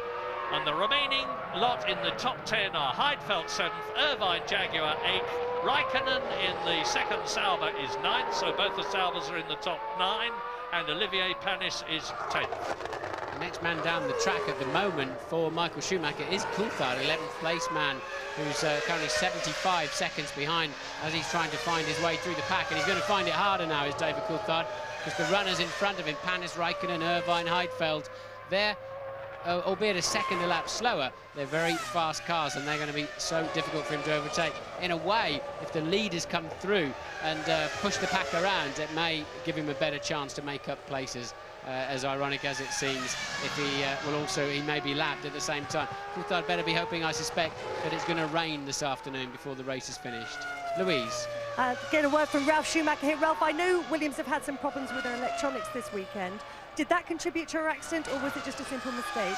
No, I don't know yet. I mean, it's pretty early to say now. I mean, strange was I was totally straight. I touched the brakes, and all of a sudden the rear came out. So there was something quite strange. Well, rather I locked the rear simply, the rear brakes, or something else was wrong. We have to check that, because I wouldn't say that you usually spin at that position. Bit of a contrast to last weekend for the last race. I mean, these things happen. You know, it was a shame because I was in a relatively stable 4th position.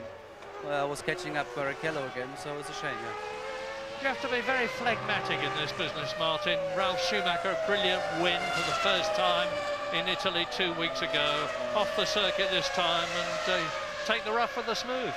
It's a 17-race championship, and you can jump and scream and shout all you like. It will not drag a Formula 1 car out of a gravel trap. We'll have to wait and see why he went off the road. And the remaining Jordan in the race of Trulli, and I don't understand Trulli. He has some kind of mindset in a race where he seems to pace himself. He doesn't seem to really thrash that car for all it's worth.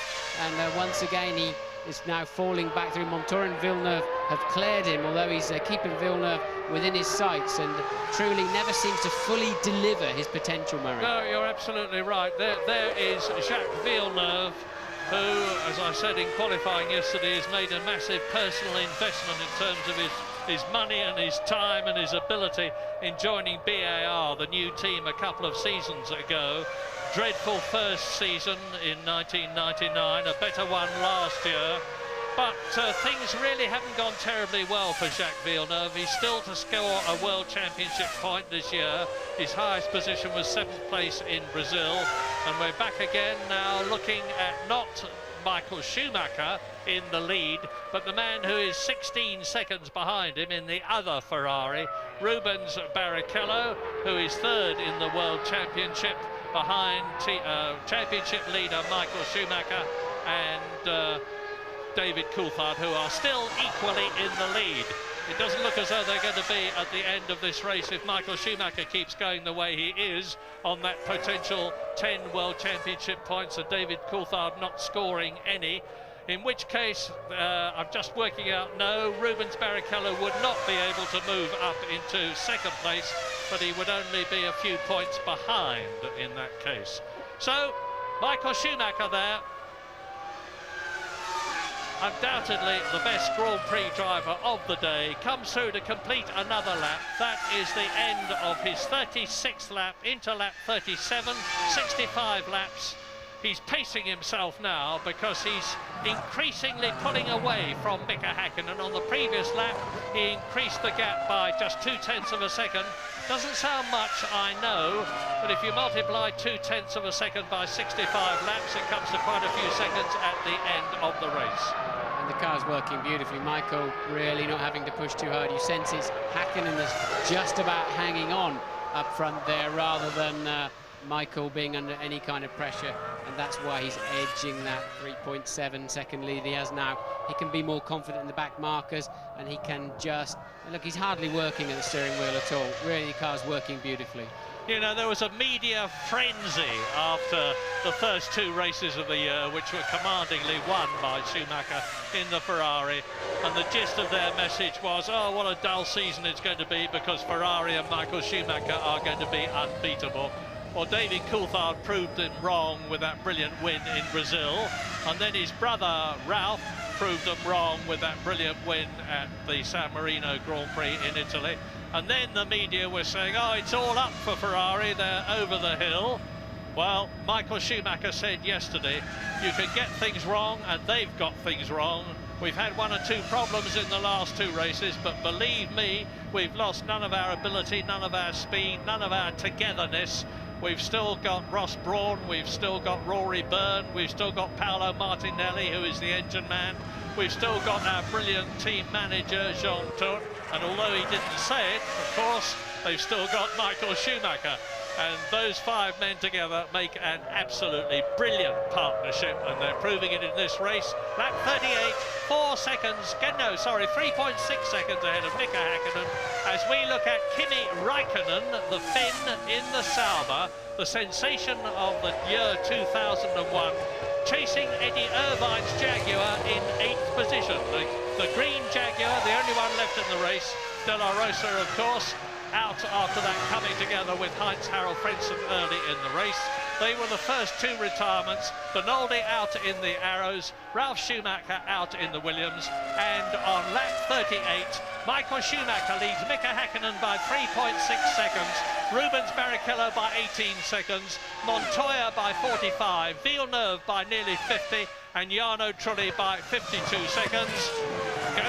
Going for a break, we'll be back.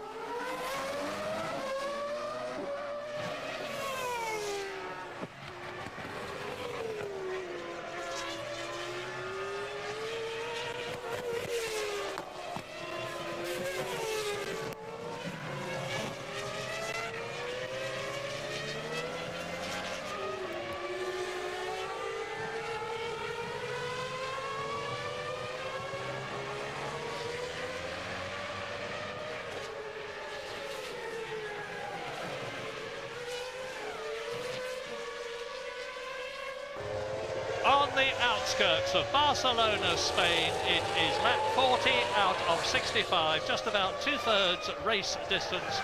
And still, Michael Schumacher, Ferrari, leads Mika Häkkinen, but by an increased margin. It is now 3.3 seconds, with Rubens Barrichello 20 seconds back from Schumacher in third position. Ferrari leads, McLaren second. Barrichello is in third place, still ahead of Juan Pablo Montoya's Williams BMW in fourth position. Jacques Villeneuve is fifth for BAR, looking as though he might score his first points of the season. Jarno Trulli is sixth for Jordan, making no impression at all on Villeneuve in front of him. And Nick Heidfeld is seventh. Now there is a battle going on further back, because David Coulthard is now 10th, having started 22nd and fought his way up through the field. There have been retirements, of course. Frentzen and De La Rosa collided. Bernoldi went off. Ralf Schumacher went off. There are 4 retirements, as a result of which there are 18 cars left in the race. Jenson Button has been lapped twice in the Benetton Renault and is 18th. And that is Mika Häkkinen. Yes, if you missed the start of the race, you'll need to know that David Coulthard stalled on the dummy grid, and then at the start of the race managed to trip over Bernoldi in turn 3 or 4, lost his front wing, so had to make a lengthy stop.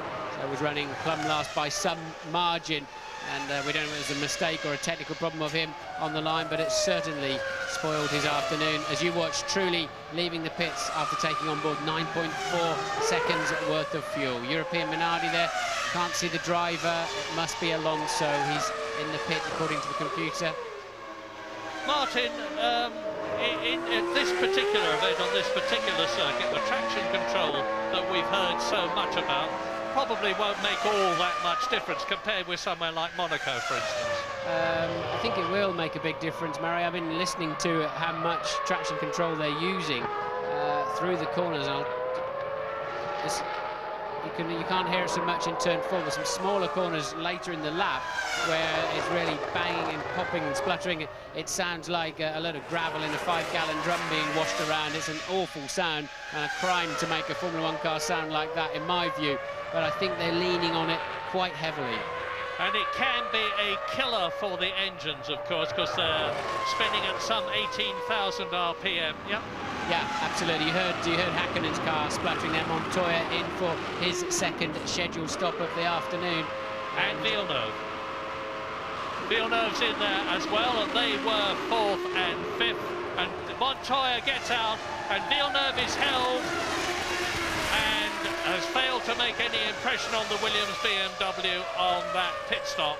And Mika Häkkinen is now over 4 seconds behind Michael Schumacher.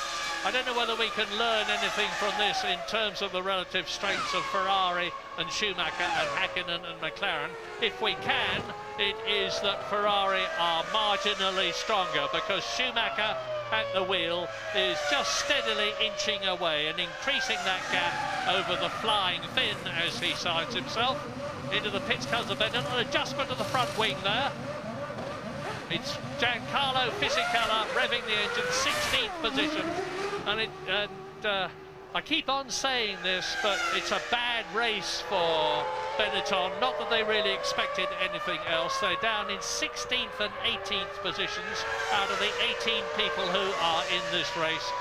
Meantime, at Viry-Châtillon, on the outskirts of Paris, the Renault technicians at Renault Sport are working furiously to improve the horsepower of their V10 111-degree engine, and my goodness, they need to. And Ferrari, as you saw for yourselves, are getting ready to bring, I imagine, race leader Michael Schumacher in for his second stop, just about bang on target. Last year, Mika Häkkinen came on at lap 41 and lap 42. Here is Schumacher. Up goes the filler cap, and the refueler just waits, and bang, a beautiful stop. Michael Schumacher stops millimetrically perfect so that the fuel filler can slot in.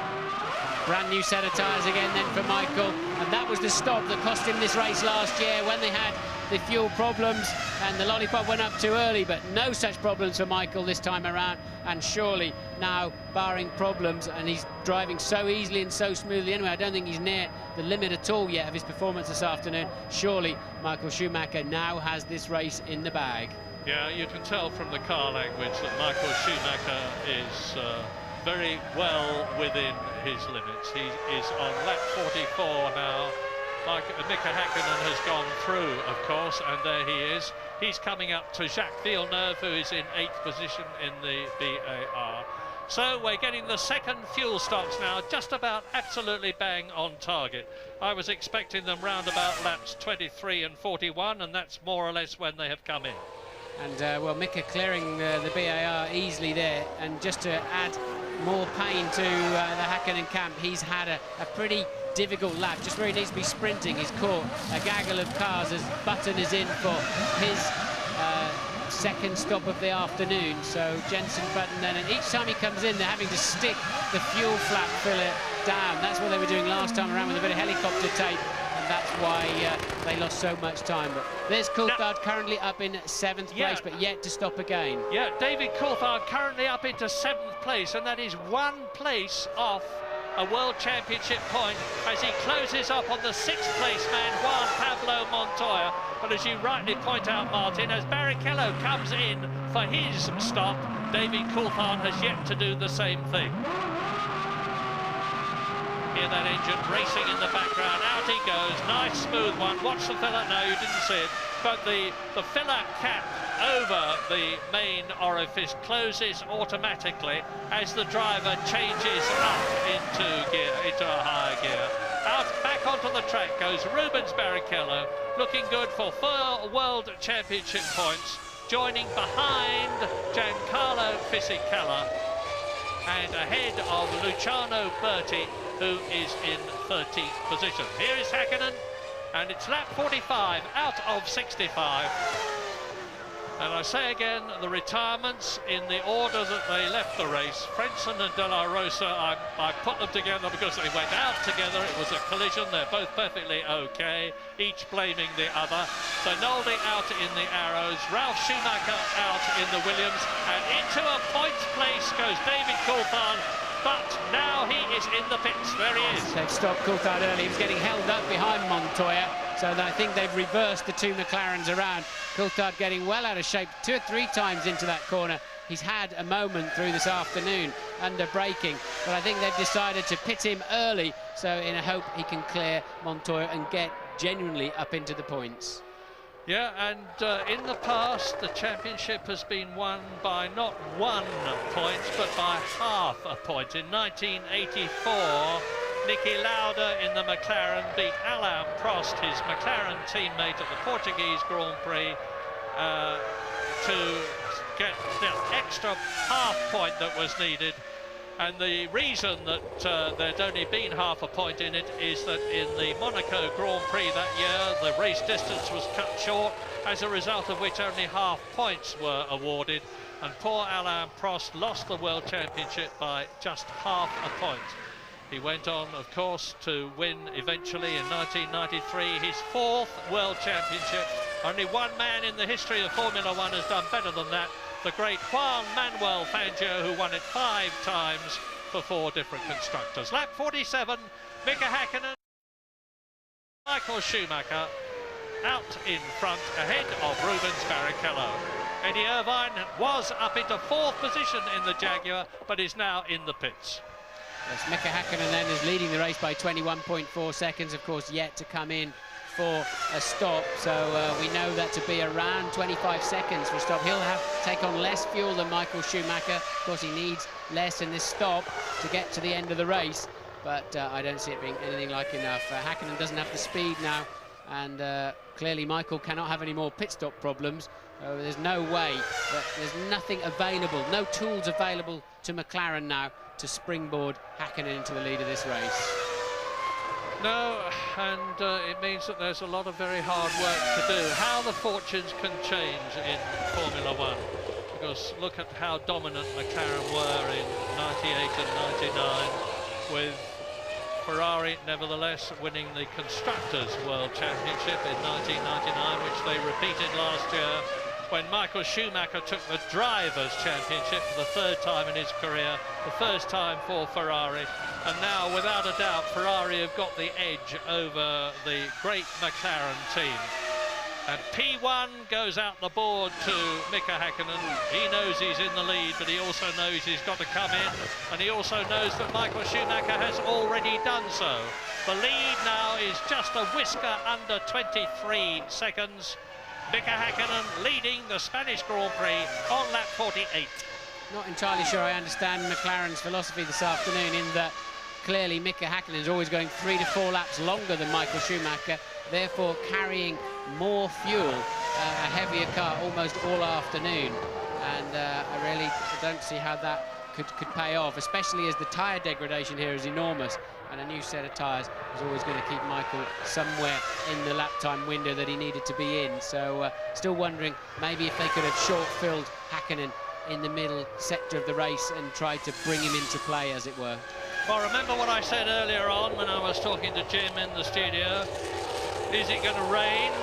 Yes, it is, I said, but maybe it won't. Well, it hasn't. It's still as dry as a bone here. The clouds are still as black as ever overhead, but they've yet to discharge any of their cargo. It was a beautiful day on Thursday when we came here. It was excellent on Friday, the first day of practicing. It was excellent yesterday for practicing and qualifying. It's been dull today, but it's still dry. Mika then going a long way on this stint, having been talking about how much fuel he's got on board. He really had a lot of fuel on board. He's now into the 49th lap. His lead is up to 23.5 seconds now, so a critical stage here. And that's Barrichello with a problem, is it? Yeah, it looks like it. I wondered if there was anything significant. You saw Adrian Newey there in the black cap and the McLaren uniform, who is the team's designer, talking to Pat Fry, who is the top man on the strategy side. I think that's got a broken suspension, Mary, broken right rear suspension. That's why his left front's in the air. That's not a puncture. We think he's been off, but whether it's cause or effect, I don't know. I suspect suspension failure would be a cause, and that'll be a great worry for Ferrari. Mika Häkkinen, meanwhile, having just said they've got no tools to get him in front, is on a bit of a charge. Has he got enough fuel? Can he go far enough to close up what was a 4.7-second gap before Michael Schumacher pitted, James? Yeah, we shouldn't get too distracted by this Barrichello thing, because significant as it is that he's gone off, as you say, Martin, it's now 24.6 seconds, this gap from Häkkinen to Schumacher. You were saying you didn't quite understand their strategy, the strategy of the McLaren team. Possibly, I think it is that the traffic would come into play, and Michael Schumacher is now stuck behind Montoya in particular, and other traffic and cars in the way. We're not far away from Häkkinen's stop. It's going to be very close indeed, because he'll only be stationary for about just over 6 seconds, and it could be just a second in it will decide this Grand Prix. Yeah, that's thank you, James. It's a very silly thing I've just seen. They've changed the tyres of Barrichello's, but surely it's a failure. It's a rear suspension failure, not just a question of a puncture, and they've sent him on his way again. Yeah, I wondered. I wondered whether we were seeing Eddie. I wondered whether that was a replay, Martin. Oh, Eddie Irvine out of the race. Eddie Irvine in the Jaguar retires. His teammate Pedro Dalla Rosa has already done so. Eddie Irvine, who was in an excellent for the Jaguar team this year, 8th position. He's finished in 11th place, and that's the only race he finished in Australia. But meantime, Mika Häkkinen is going quicker than ever as his fuel load decreases, and he puts the hammer down, and I can see the McLaren mechanics out in the pit lane now. Without a doubt, Mika Häkkinen is going to be coming in at the end of this lap, and he does so. Mika Häkkinen in, and he comes in with a 26-second lead. It's going to be mighty close. Yes, it is. I don't know what's going on with Michael Schumacher out there, but James, tell us through about the pit stop. Fantastic atmosphere down here. It's just come towards McLaren in literally the last 2 laps. Michael Schumacher's just dropped off the pace. Maybe traffic, whatever. Häkkinen's put the hammer down. Slight delay, but a nice stop by Häkkinen. It's going to be very, very, very close. Yeah, I'm looking for Michael Schumacher, and he still hasn't gone through, unlike the last time. And Mika Häkkinen's coming down to the end of the pit lane. Michael Schumacher just is into the straight, and Mika Häkkinen is going to get the lead. He does so. There is Mika Häkkinen. He's in the lead as Michael Michael Schumacher comes out to lap Jos Verstappen. It's going to be a fantastic last 15 laps of this race because Michael Schumacher has done his stops.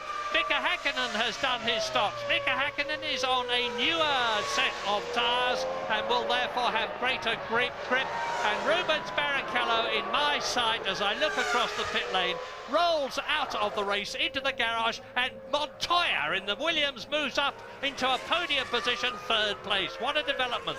I can't believe Ferrari didn't see that, the team didn't see Barrichello's real problem on the TV screens, but how wrong was I about McLaren not having the tools to get Häkkinen in front.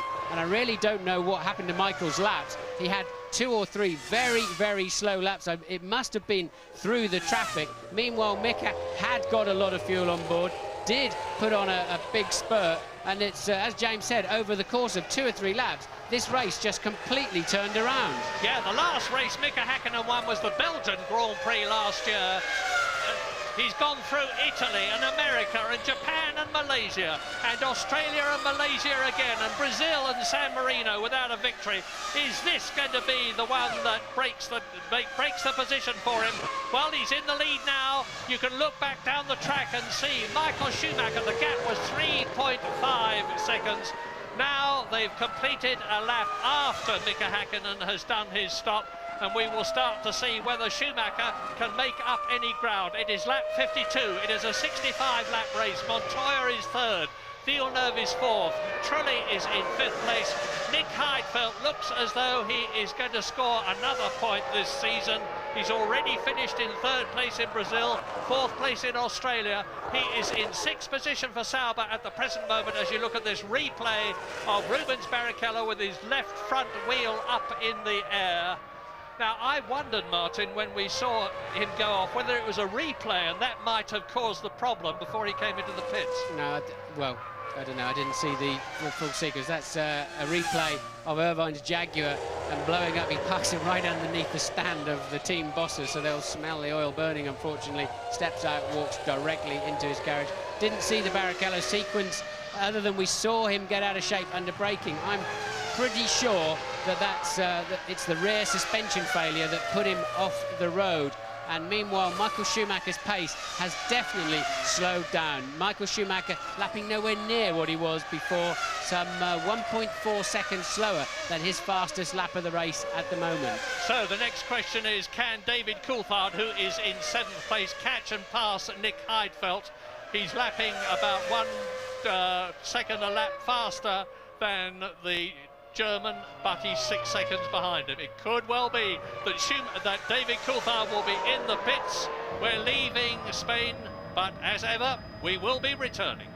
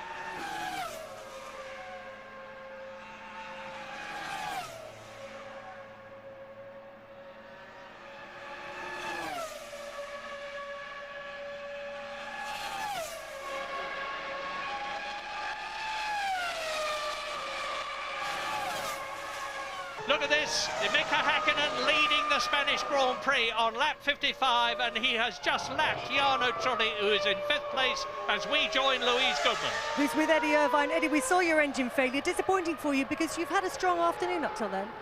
Yeah, it was as good a race as we could have done, really.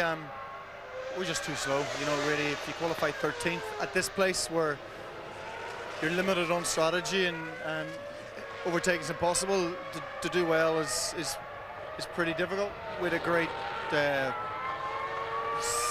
software guy for the start, I can't claim a good start anymore. So some anonymous person in the Cosworth truck did a good job today, and I made up a few places there, and then we had the right strategy for our situation. We just need to make the car quicker so we qualify closer to the front, and then we can do something. Thanks, Eddie.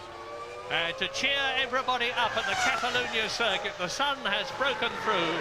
You are seeing sunshine on the tarmac now, especially in the start and finish area, which Mika Häkkinen is approaching to go through and complete his 55th lap into lap 56 in the 65 lap race, leading Michael Schumacher by an increased margin of nearly 7 seconds. That is Montoya, who is 3rd, 3 seconds ahead of Villeneuve.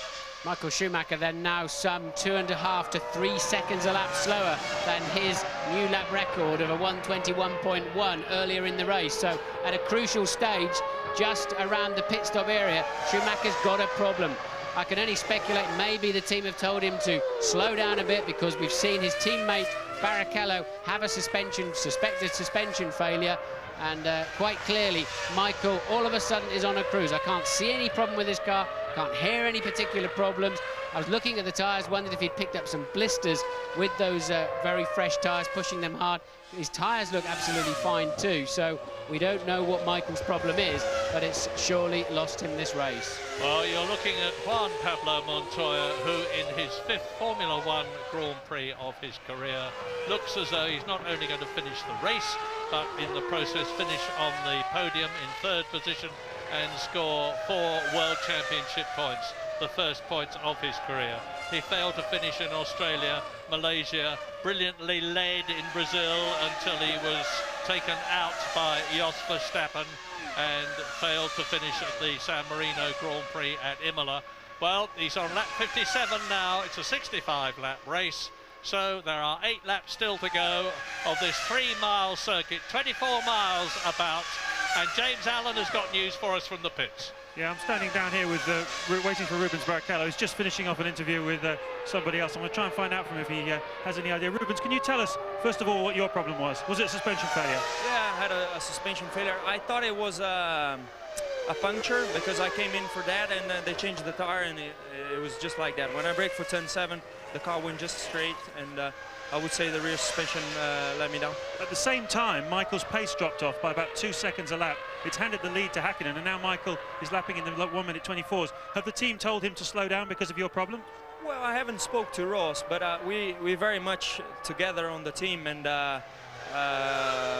so whatever happens to Michael, Ross let me know, and I always try to change things around. So I would say that could be the reason why. Thanks very much, Rubens. Well, Rubens' 2nd retirement in 5 races this year. He failed to finish in his home country of Brazil, but the bitter disappointment for him.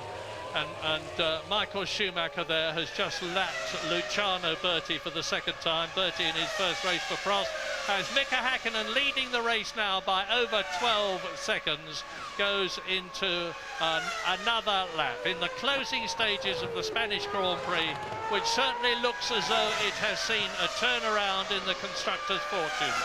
Coulthard now then just 8/10, that's Häkkinen of course, but Coulthard now just 0.8 of a second behind Heidfeld, the current 6th place man, and he badly needs a point or two this afternoon. The next man, if he passes Heidfeld, would be truly another 7.5 seconds down the road. So suddenly it's all turning around nicely for the McLaren team. Michael Schumacher now effectively just about the slowest man on the racetrack. Now he's down in the late 1:25, and the lead is up to 15 seconds. Yeah, and it's, as you say, looking good for McLaren, particularly in the Constructors' Championship, because they're on a potential 11 Constructors' World Championship points compared with 6 for Ferrari, to close the gap from 10 points for Ferrari's advantage to 5 points if they finish where they are.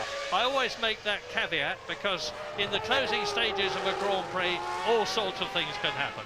That was a bad effort there for Villeneuve, not by him. He was very courteous to let the leader through. And he was only just over 2 seconds behind Montoya, was Villeneuve. But he lost an awful lot of time. He was very courteous, and Häkkinen seemed to be taking forever to actually clear him and get out of the way. I'm going to be most interested at the end of this race to hear what Michael Schumacher says in the drivers' interviews. Here he is being taken by David Coulthard. That's Coulthard unlapping himself, Murray. So Coulthard, current 7th place man, unlapping himself on the ever slower Michael Schumacher. And David Coulthard still in his 7th place, still behind Nick Heidfeld, who'll be hanging on grimly. Heidfeld with the Ferrari engine badged as a Petronas in his Sauber, the team that's made the most progress this year in comparison with last year and its past. And it's still on lap 59, Häkkinen, the gap 17 seconds to Schumacher. The Williams BMW of Montoya in 3rd position, then the BAR of Villeneuve, the Jordan of Trulli, and the battle between Heidfeld's Sauber and Coulthard's McLaren for that 6th place and the last World Championship point. Well, there's the man who knows exactly what Michael Schumacher's problem is at Ross Brawn, and he's up on the pit wall and clearly is not about to tell us or anybody else, and that's how close Coulthard is now to Heidfeld. But Heidfeld's got a good car around here. You can hear them popping and splashing away on the traction control. Listen to them. Yeah, he's got... And his only chance really is to keep close through turn 13 and hope he can get him at the end of the straight. But Heidfeld's Ferrari engine in the back of that car is giving out pretty good power as well. Coulthard then not close enough at the moment for a tow. Can he pick it up in the second half of the straight? I don't think so. Much more experienced driver, 112 Grand Prix to 21 of Heidfeld. Heidfeld, who is the man who won the Formula 3000 championship a couple of years ago, drove for the Prost team when it was just about at its lowest ebb last year, and his confidence was very low. He's got it right back with a very fine motor car, this Ferrari-powered Sauber, and he will know that he's got to hang on to that place that he's got now by keeping David Coulthard back somehow or other, fairly, and just look at the way that Coulthard is harrying him. And Heidfeld has got to hang on for at least 5 laps like this, because this is lap 60. It's a 65-lap race, as I keep saying, and they're coming up now to Jenson Button, who is down in 15th place. And if either of them puts a wheel wrong there, the place could change. Heidfeld's got to decide where he can attack Button. Button will see them coming up in his mirrors and will realise that he's being lapped, and I'm sure will move over and let them through.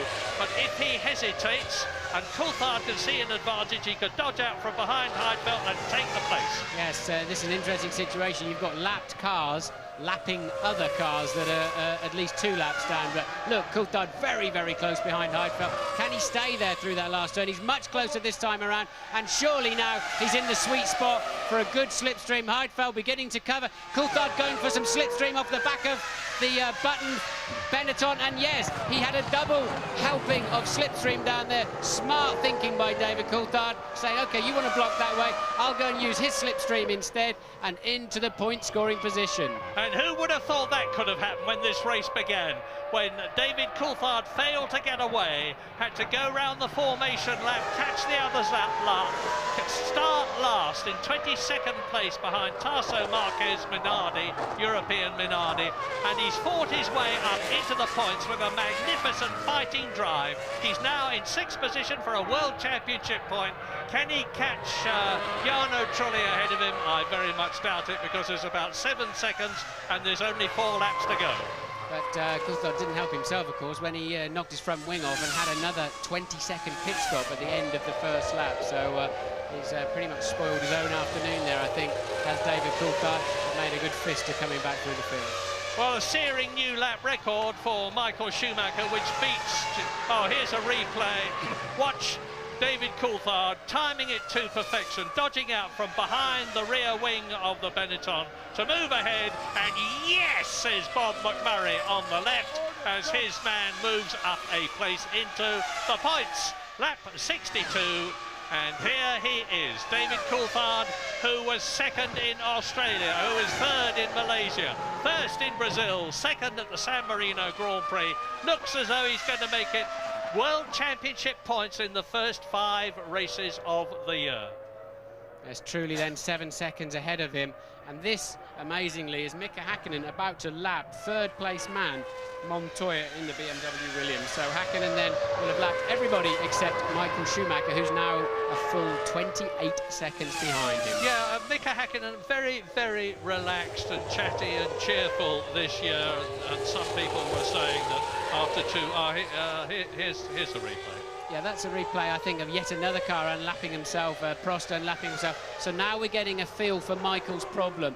It's a speed-related, it's an engine power-related problem, and quite clearly not using full throttle. Maybe he's low on oil pressure or something like that. James, what can you tell us? I can't tell you about the Schumacher situation. They're keeping their cards very close to their chest, but we will get a word, hopefully, with Ross Brawn at the end of this race and tell you exactly what the problem is. What I can tell you is that last time McLaren handed a board out to Mika Häkkinen saying he won easy. Once again, I've been here so many times and seen that board handed out to Mika Häkkinen, particularly at this racetrack. He's enjoying himself. He's in the lead, he's back, he's really bouncing back, and they want him to slow down and not throw it all away. Yeah, I was saying it's a very cheerful and chatty Mika Häkkinen. A lot of people were saying, well, he's relaxing, he's won the World Championship, he's lost his urge. How wrong, how very, very wrong. No question of that at all. He's fighting as hard as ever. He's on his 63rd lap now, just 2 laps to go, and he's going to walk this race. Michael Schumacher is not in danger of losing his 2nd place if he can finish the race, because Montoya has been lapped and is 56 seconds behind the race leader and 24 seconds behind Michael Schumacher. Yes, Schumi now's a full 7 seconds per lap slower than he was going earlier in the race. So, as I say, I'm pretty sure it's an engine-related problem now for Michael Schumacher. Traction control related? We're looking for straws now. Well, it could be, because during the traction control phase, the cylinders are cut, the mixture, the spark has changed. Butterflies are sometimes moved. It's quite a complex situation. Michael really going slowly now. So, but alternatively, it could be something like a hydraulic pressure, Murray, or an oil pressure situation where he just wants to coast. He does have a half a minute in his pocket to 3rd place man, but he's going to need it if he has many more problems than this. Just look at the way that Kimi Räikkönen there in 9th place in the Sauber Petronas has gone past the 2nd place man, Michael Schumacher. But Mika Häkkinen is not far off now, completing his 64th and starting his 65th and last lap. And over the line goes the Ferrari. So it's just hang on as far as Schumacher is concerned.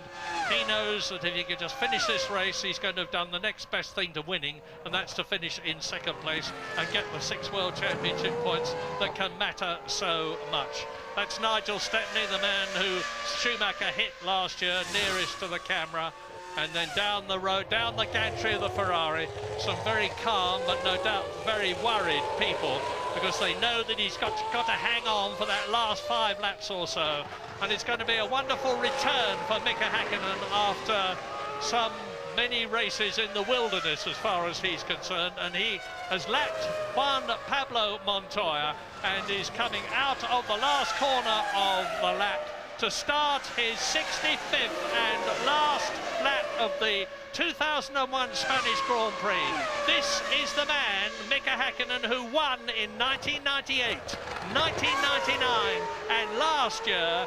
If he can just do this last 2.5 miles or so, he is going to have won this race 4 years in He's succession. slowing down, Murray. I thought I heard it rattling as it came past the pits last time. Mika Häkkinen is slowing right down. Is he out of fuel? Oh, this could be absolutely fantastic. He's got to finish this last lap. Meantime, Michael Schumacher at reduced speed will be closing up on him, and there is Schumacher starting his last lap as Mika Häkkinen tours. Is he going to stop? Is Michael Schumacher in the last knockings of the race as Häkkinen looks down into the cockpit?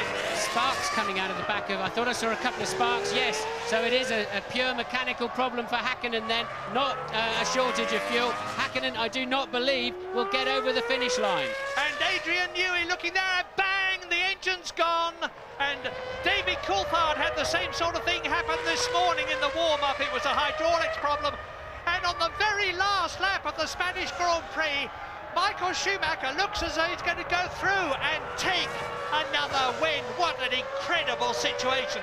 It would be his third, and Mika Häkkinen has pulled off. Michael Schumacher has just got to get there. He goes into the lead. Wow, my goodness, an incredible finish. Mika Häkkinen had got the race in his pocket, only to be denied it.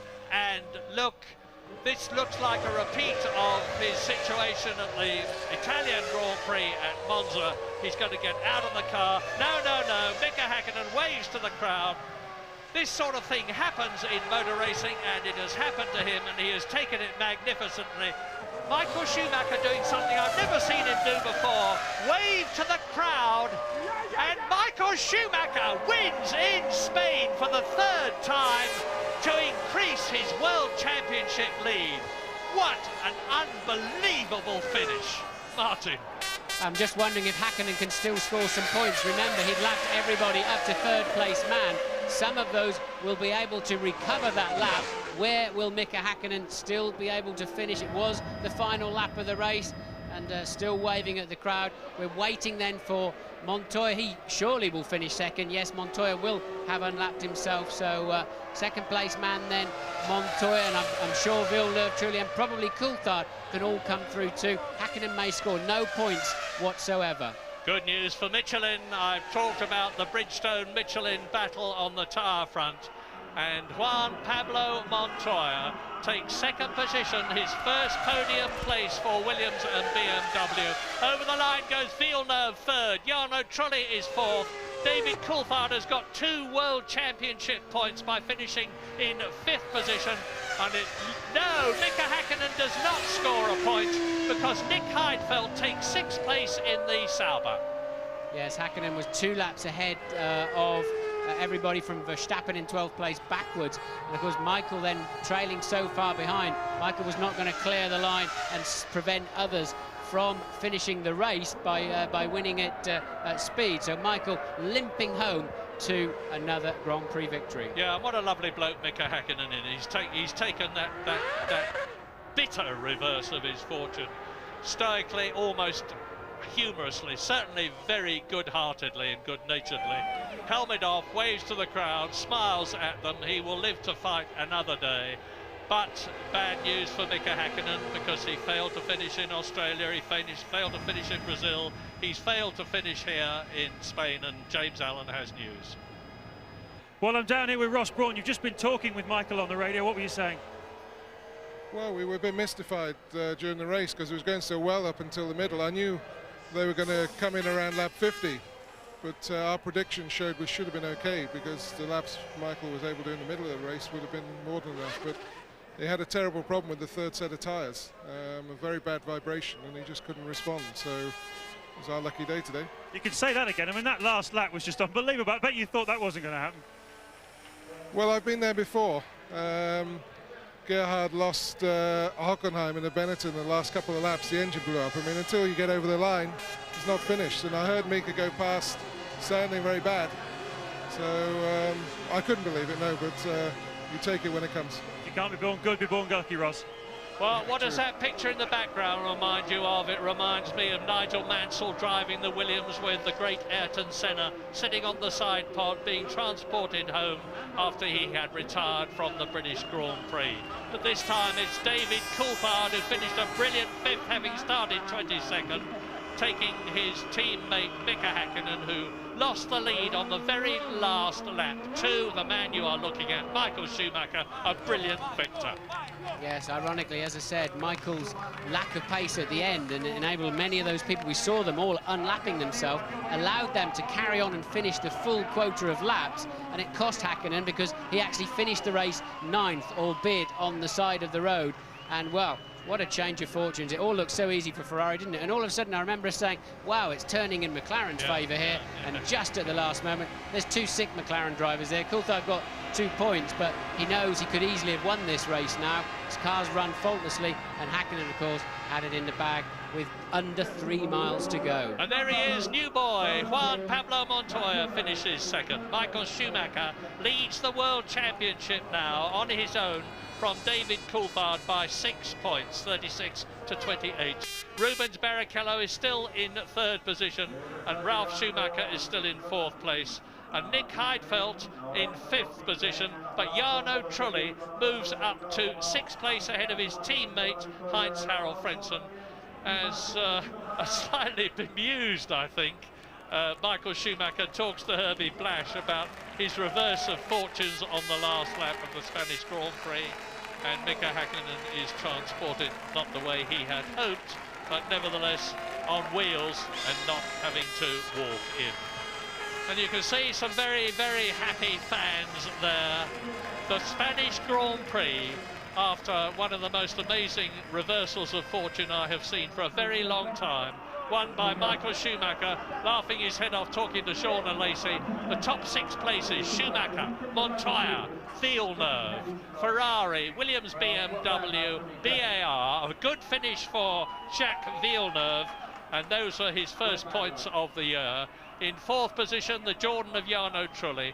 David Coulthard gets those 2 World Championship points, and both the McLarens finish in the points for the Constructors' Championship to close the gap on the leaders Ferrari, and Nick Heidfeld takes 6th place. Yes, Hakkinen didn't finish in the points, of course, Murray, but Coulthard with a couple of consolation points. And, well, Mika just seems actually pretty happy with life, doesn't he? He put a good show on today, really his first strong, properly strong Mika Hakkinen-style race of the year. And I'm just surprised, though, that he's not a little bit more gutted, I think, is the word I was expecting to have to use when we saw him take his crash helmet off. Really nice to see the good fellowship that exists between them, and hats off to Mika Hakkinen for taking it so very, very well. So I think King Juan Carlos will almost certainly be presenting the trophy to the race victor, Michael Schumacher. The King of Spain is a very keen motor racing enthusiast. I remember earlier on in this program we showed him presenting the trophy to James Hunt in 1976. It is indeed going to be His Majesty that presents the trophy, and the winning constructor will get his trophy from Marc de Petta. And I wonder who's going to turn out for Ferrari to take the Constructors' Trophy. Will it be Ross Brawn? Will it be Jean Todt, who is the team manager?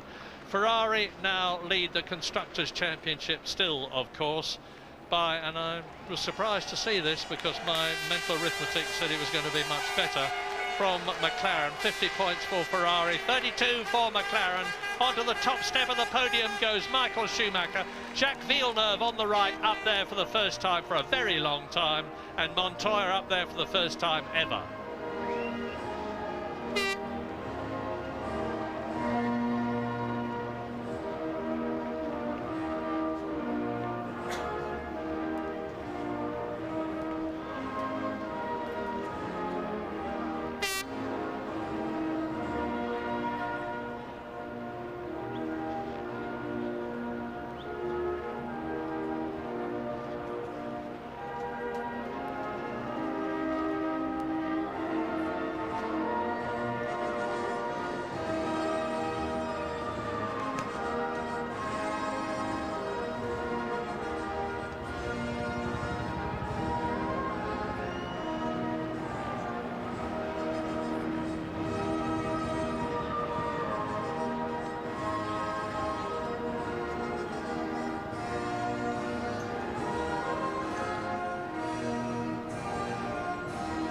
And a very important point, that is the first time ever that a BAR driver, and it's Jacques Villeneuve, has stepped onto the podium, 3rd place. And it is the national anthem of Italy for Ferrari.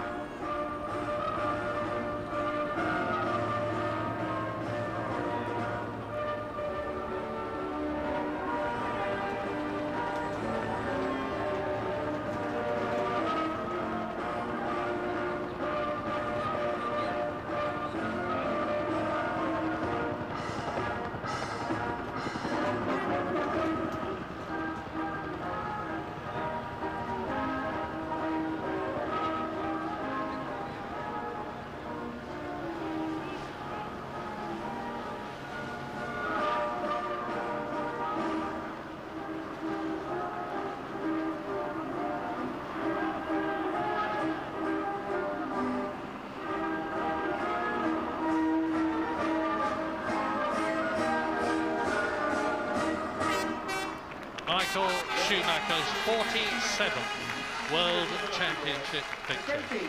The man who's won the most ever, Alain Prost, 51. Michael Schumacher is getting closer and closer to being the all-time great in terms of victories. He's now scored 714 World Championship points, 84 behind the record of Alain Prost, as he lifts a magnificent trophy, knowing that that other record could soon, in the comparatively near future, fall to him too. Michael Schumacher wins in Spain. A new boy on the podium as you watch the broken McLaren of Mika Häkkinen being recovered. The new boy, the smiling Colombian on the left, Juan Pablo Montoya. We're surely going to see him up there many more times in the future. And welcome back to the French-Canadian Jacques Villeneuve, the world champion of 1997, scoring those first ever points for the BAR team. Jarno Trulli, well, Jordan up there, and David Coulthard scores those World Championship points, 2 of them vital points for McLaren, and Nick Heidfeld, another great point for Sauber. Champagne time, they're going to get wet, but they will be very happy to do that. It's been in a magnificent cause. Ferrari has won, Williams BMW second, BAR third. That's the first time we've had a result like that. Thank you very much indeed, Murray. No rain then, but high drama in Barça. We will be reflecting the Spanish Grand Prix when you rejoin us. Martin Brundle will be up here in the studio with myself and Tony Jardine. We're going to hear from Ron Dennis, from Mika Häkkinen, from those three in the press conference as well. We hope to snatch a word with David Coulthard too, plus our competition. De prijs van Spanje wint. Nou, eerst maar even de uitslag op kaart. Maar komt dat zo meteen wel. Dan kan het in één moeite door. Montoya als beste Michelin-rijder op de tweede plaats achter Michael Schumacher. En dan Villeneuve, Trulli, Coulthard, Heidfeld. Coulthard toch nog 2 WK-punten. Begon als 22e aan de race. Heidfeld 1 puntje voor Sauber. Dan Panis net buiten de punten. Räikkönen 8e. Häkkinen toch nog als 9e geclasseerd op 1 ronde van de winnaar. De onfortuinlijke Mika Häkkinen. Wat een pech had die man in de laatste ronde. Dan gaan we op zoek naar de naam van Jos Verstappen. En die vinden we daar op de 12e plaats. Op 2 ronden van de winnaar Michael Schumacher. Achter Luciano Burti en voor Fernando Alonso. Maar in elk geval heeft Jos de race weer eens uitgereden. En dat is in ieder geval wat. Daarmee hebben ze toch weer kostbare informatie vergaard voor de komende races. Dit zijn de uitvallers. Het begon met Frenz en de La Rosa. Toen Bernoldi, Ralf Schumacher. En vervolgens Irvine en Barrichello.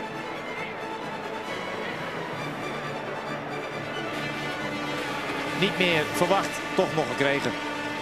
De overwinning in de grote prijs van Spanje.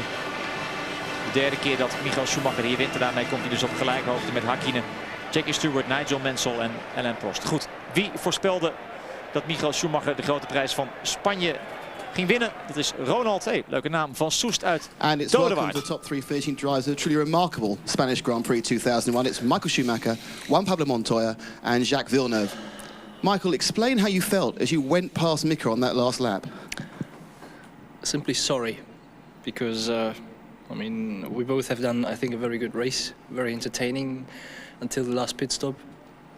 Then he jumped me at the last pit stop because he did a better last section in his second pit stop, and I was a bit in traffic and having some little trouble on top. But anyway, he's done we have done a great race. Remembers me back to old days in last year, and seeing him then retiring just in the last lap, 5 corners or whatever to go to the end, it's I mean, it's shocking because he's really done everything right, and then something like this. I'm sorry for him. I went to see him because it's not a way you like to win a race, honestly, but then sometimes it happens. I mean, in racing it has happened to me, and it has happened now to Mika, so that's the way it goes sometimes. Now, you mentioned you had some problems after the second stop. You were losing about 3 seconds a lap. What were the problems? I had a huge vibration, most likely in the tyres, and I was thinking the tyre was delaminating, and I was obviously very careful, especially down the straight. I was going very slow and not to risk anything, maybe a tyre explosion or whatever.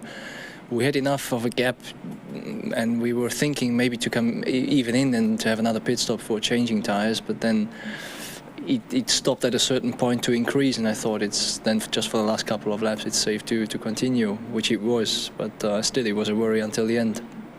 Hey Michael. Juan Pablo Montoya, welcome to the press conferences. How did it feel to stand on the podium and see the Colombian flag being raised on a Formula 1 podium? I think it's really exciting, you know. The first 4 races have been very hard for me. We've been some competitive and some not so much. Here, you know, I wasn't expecting to be in the podium really. I started 11th and the start was really good and moved me a lot of places up, and then just kept pushing all day long. Now, was that a launch control start or a Juan Pablo Montoya start? I was launch control. And during the race itself, I mean, did you manage, because you're saying all week you've had problems getting the car settled around this circuit, was it much better in race trim? It was a bit better, but it wasn't like massively different. You know, the car was quite tricky to drive, and you know, compared with with Mike on the McLarens as well, it's, you know, they're in a different league this weekend, and you know, there's a lot of work to be done for the next race. Thank you. Jacques, welcome back to the podium in the conferences. First time since 1998, the first podium for BAR. You must be absolutely delighted. Yeah, it's great. The whole team, everybody in the team has worked really hard for the last 3 years. And the beginning of this season has been really, really hard. And to finally get a podium is great. I think it's the boost that everybody was needing. Now, obviously, the couple that dropped out. Where do you feel the true level of performance of BAR is at the moment? Well, we couldn't have gone any quicker today. The car was hard to drive, but it looks like it was difficult for everybody. So we were a little bit lucky that a few cars dropped out. But then the team did a great job in the pit stops, and that allowed us to jump truly in the first pit stop, and then we just hang in there. Thanks, Jacques. Michael, you had a problem today. You had a problem in Imola. You had a setup problem back in Brazil. You managed to pull off a superb victory, but are you slightly concerned about these issues and reliability problems creeping into the team? You probably read much more into it than it is, but that's natural. I'm not concerned at all, because what has happened in the last stint with the set of tyre, I'm pretty sure we find the reason and the solution for that, and otherwise the car was perfect. I mean, as you saw, it was a close fight and battle with Mika, and things were going to our favor until, but I'm not concerned for the rest of the season. Thanks, gentlemen. A word from each of you in your native languages, please, starting with Michael.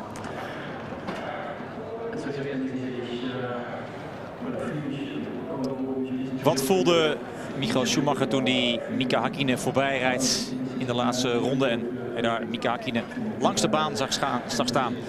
Ja, het speet hem zeer. Hij zegt maar, het is mij ook wel eens overkomen in het verleden. En ja, het overkomt elke rijder wel een keer in zijn loopbaan. En helaas was het vandaag het geval voor Mika Häkkinen. Hij vond ook dat hij meteen aan hem toe moest gaan om hem in ieder geval eventjes de hand te schudden. En hem te zeggen dat hij liever niet zo had willen winnen. En dat eigenlijk Häkkinen de zege verdiende. Maar zo kan het dus soms gaan. En vandaag pakte het dus uiteindelijk toch goed uit voor Michael Schumacher. Die toch wel ja, wat bange momenten doormaakt in zijn Ferrari. Want het zat helemaal niet goed met die laatste set banden. Ze overwogen zelfs nog even een vierde pitstop. Die marge hadden ze, maar de laatste paar ronden ging het toch weer wat beter. En was dat niet meer nodig. En toen toch nog de volle buit gepakt. Montoya zag de Colombiaanse vlag omhoog gaan. Voor het eerst in zijn Formule 1 loopbaan een mooi opwindend moment. Toch is het gat met McLaren en Ferrari hem eigenlijk te groot op dit moment. Dus nog een hoop werk aan de winkel. Maar dit geeft in ieder geval het team van Williams weer moed voor de rest van het seizoen. En het is mooi dat hij zijn eerste punten nu heeft te pakken. Ja, en Villeneuve eindelijk een podiumklassering met BAR. Daar hebben ze het toch allemaal voor gedaan sinds ze 3 jaar geleden in de Formule 1 kwamen. En eindelijk is dan het harde werk beloond. Tuurlijk geholpen door het uitvallen van Barrichello en later Häkkinen. En die goede pitstop die hem voorbij Jarno Trulli bracht in het begin van de race. En dat zorgde ervoor dat Jacques Villeneuve op de 3e plaats eindigde en 4 punten scoorde. En dus voor het eerst een rijder van BAR op het erepodium. Nog een vraagje aan Michael Schumacher. 3 races achter elkaar wat problemen. Maakt hij zich zorgen? Nou, hij maakt zich geen zorgen. Het hoort bij de Formule 1. Als je dan toch nog gewoon winnaar weet te worden, dan is er eigenlijk weinig aan de hand. En ze zullen de boel grondig bestuderen voor de volgende Grand Prix. En dan zal het ongetwijfeld allemaal weer gladjes verlopen bij Ferrari. Dat hier dus middels Michael Schumacher de grote prijs van Spanje heeft gewonnen. En zo kwam er dus een einde aan die mooie race van 3 overwinningen hier in Barcelona van Mika Häkkinen. Dit is het circuit de Catalunya met fans die ook nog even dachten aan de dood van Michele Alboreto, de voormalig Formule 1-coureur. Dat gebeurde allemaal vorige week. Montoya op de 12e plaats zou hij vertrekken. En Hakkinen stond naast deze Michael Schumacher op de eerste rij. Toen nog allemaal lachende gezichten. Michael Douglas en mevrouw Jones zijn echtgenoten. Als aandachtig toeschouwer. En dan het handje omhoog bij Coulthard. Die heeft een probleem. Komt niet weg in de opwarmronde. Moet achteraan starten. Dan blijft Frenzen staan. Die komt dan nog wel weg. Maar ja, dan is iedereen er al voorbij. Een hele goede start van Verstappen. Pakt meteen 5 plaatsen. Dan zien we ook dat Schumacher de leiding behoudt. Dat Ralf Schumacher even opschuift naar de 3e plaats. Maar dan weer wordt ingehaald door Rubens Barrichello. Kijk, daar heeft Barrichello Ralf Schumacher te pakken. Verstappen klimt dan naar de 12e plaats. En hier raken Bernoldi en Coulthard elkaar. Coulthard moet dan binnenkomen voor een nieuwe voorvleugel. Want die hangt onder zijn McLaren. Dat is niet handig. Hier het moment dat Frenzen en de La Rosa elkaar tegenkomen. Touché. Daar vliegt Frenzen eruit. En dan is het ook nog de La Rosa die niet verder kan. En dan balen ze bij het team van Jordan. Die zijn daar getuigen van in de pits. Schumacher aan de leiding voor Mika Hakkinen. Weinig aan de hand dus op dat moment voor Ferrari. En zo ziet zo'n computer eruit. Daar beschikken wij ook over. En Patrick Head ziet dat op dat moment dus Ralf Schumacher op de 3e plaats ligt. En Montoya 6e. Maar daar glijdt Ralf Schumacher van de baan af. Komt even naast de baan terecht. Dan is het afgelopen voor de winnaar van de grote prijs van San Marino. Kan niet altijd feest zijn. Mooi moment. Pitstop. Montoya met Trulli. En Montoya komt als eerste de baan weer op. En dan is Trulli geklopt. Later moet Trulli Villeneuve ook nog voor laten gaan. Want Villeneuve zijn pitstop ook wat beter plant. Hakkinen, zijn eerste pitstop levert hem niks op. Hij blijft achter Michael Schumacher zitten. Maar dat zou later wel anders worden. Hier Kimi Räikkönen in gevecht met Eddie Irvine. Een oud-gediende en een jonge vent. Irvine die later uit zou vallen. Maar het was een leuk gevecht op dat moment. En Schumacher soeverein aan de leiding. Dan even een uitstapje van Jos Verstappen. Die heel veel problemen had aan de voorkant van zijn wagen. Die zwabberde alle kanten op. Coulthard zit hier achter Juan Pablo Montoya. En wilde wel voorbij. In zijn poging wat verder naar voren te komen. Maar dat lukt niet. En dan een uitstapje van Rubens Barrichello. En dan schrikken ze bij Ferrari. Want wat is er aan de hand? Nou, problemen aan de achterkant van de wagen met de achterwielophanging. Eerste beter geplande pitstop van Mika Hakkinen. Die voor Schumacher de baan weer opkomt. Een paar ronden langer doorgegaan. Seconden per rondje gepakt. En hup, zo heb je de leiding. En dan is Erja nog blij. Daar Eddie Irvine langs de baan. Hij kan het verder vergeten. En dan rijdt Rubens Barrichello op 3 wielen. Zijn linker voorwiel zweeft. Kapotte achterwielophanging. Het wordt donker en grijs, maar het gaat niet regenen. En Montoya gaat op de punten af. Schumacher gelooft het dan verder wel. Die denkt, ik word tweede, ik pak 6 kostbare punten. Coulthard in gevecht met Nick Heidfeld. Inzet is de 6e plaats. En Coulthard pakt Nick Heidfeld. Wat gebeurt hier? Kijk maar, hup, tussendoor steken. Neemt ook nog even achterblijven Fisichella mee. En op dat moment is dat goed voor een WK-puntje. En dan dit moment in de laatste ronde. Zo'n beetje 5 bochten voor het einde. Erja begrijpt het niet. Waarom nou weer uitgerekend? Haarman. En Hakkinen zegt van ja, wat kan ik eraan doen? Ik had eigenlijk moeten winnen. Maar het wordt Michael Schumacher. 10 dure WK-punten kan hij bijschrijven op zijn konto. De morele winnaar in de grote prijs van Spanje was Mika Hakkinen. Maar dat telt niet. Dat lezen we nooit meer terug in de geschiedenisboekjes. Nog even een mooi gebaar van Michael Schumacher. Die dan het feestje kan gaan vieren op het podium met Montoya, de nummer 2. En Jacques Villeneuve, de nummer 3. Derde zege voor Michael Schumacher. Die zijn leidende positie in het wereldkampioenschap weer in zijn eentje heeft. Namelijk 8 punten meer dan David Coulthard. En dat was het verhaal van de grote prijs van Spanje. Over 2 weken zien we elkaar terug. Dat zal zijn in de grote prijs van Oostenrijk. En dan is Tommy er ook weer bij. Nog even de stand in het wereldkampioenschap. U kunt het zelf thuis nog even op uw gemak bekijken hoe iedereen ervoor staat. Tot volgende week. Ik moet zeggen tot over 2 weken. Ik kan niet wachten. Yeah. Well, now that we've got some stuff, we need to really get.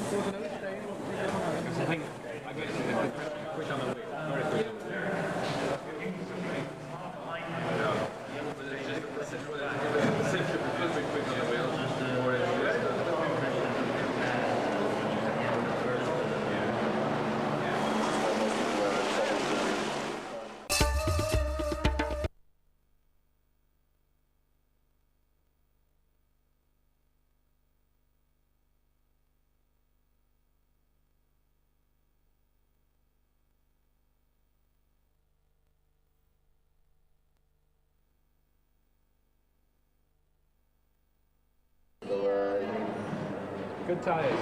What did he say? Michael said the tyres would be laminated, you have to stop. Yeah. Not delaminating, just working. Delaminating? Yeah, he said that there was carbon rag showing. Yeah. The tyres. All right, have you been down there? It's on road. Is it? On there. On road, they want to speak to someone technical about our braking system, how it works. It's pretty simple. You press the pedal and this fluid goes round, the pistons come out like that. Yeah, it's pretty straightforward. I think they'll understand.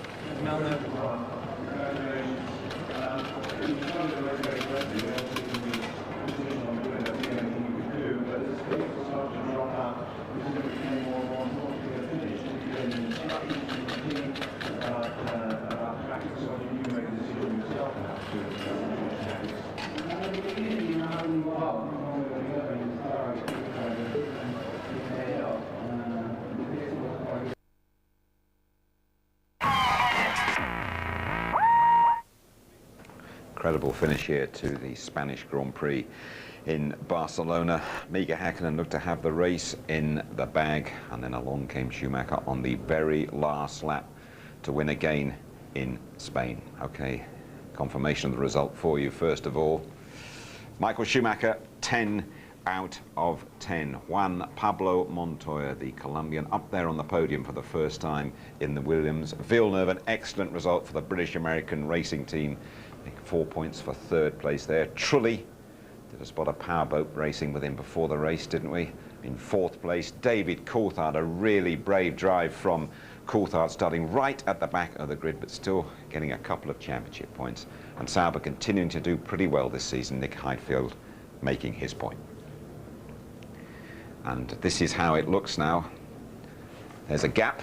It was level pegging at the top. It is now 8 points, the gap between David Coulthard and the reigning world champion Michael Schumacher. Rubens Barrichello staying third. Ralf Schumacher, a non-scorer today, in fourth. Heidfeld improving a little bit with 8 points, and Jarno Trulli 7 for Jordan now. And with 5 rounds gone, it's the half century up for Ferrari. 50 points, well clear of McLaren. Williams edging out Jordan for that third place. Sauber are 5th and BAR Honda 6th. You've rushed up to see us, Martin. Take a deep breath and just sort of give us your thoughts about the finish. I can remember Damon Hill, something happened to him similar, didn't it, in the Hungaroring, where he blew up and Villeneuve went past him. But this, to me, the most dramatic finish we've seen. I know, it can always happen though, and until you've crossed the line, of course, you haven't scored any points whatsoever, and we've all had it in our careers. And thinking about why Mika may not have been so upset is that, you know, from time to time it does happen. Every lap counts at the Grand Prix. Quite clearly some kind of, I would suspect, hydraulic problem at the back end of the car there, and he just couldn't coax it back to the pits.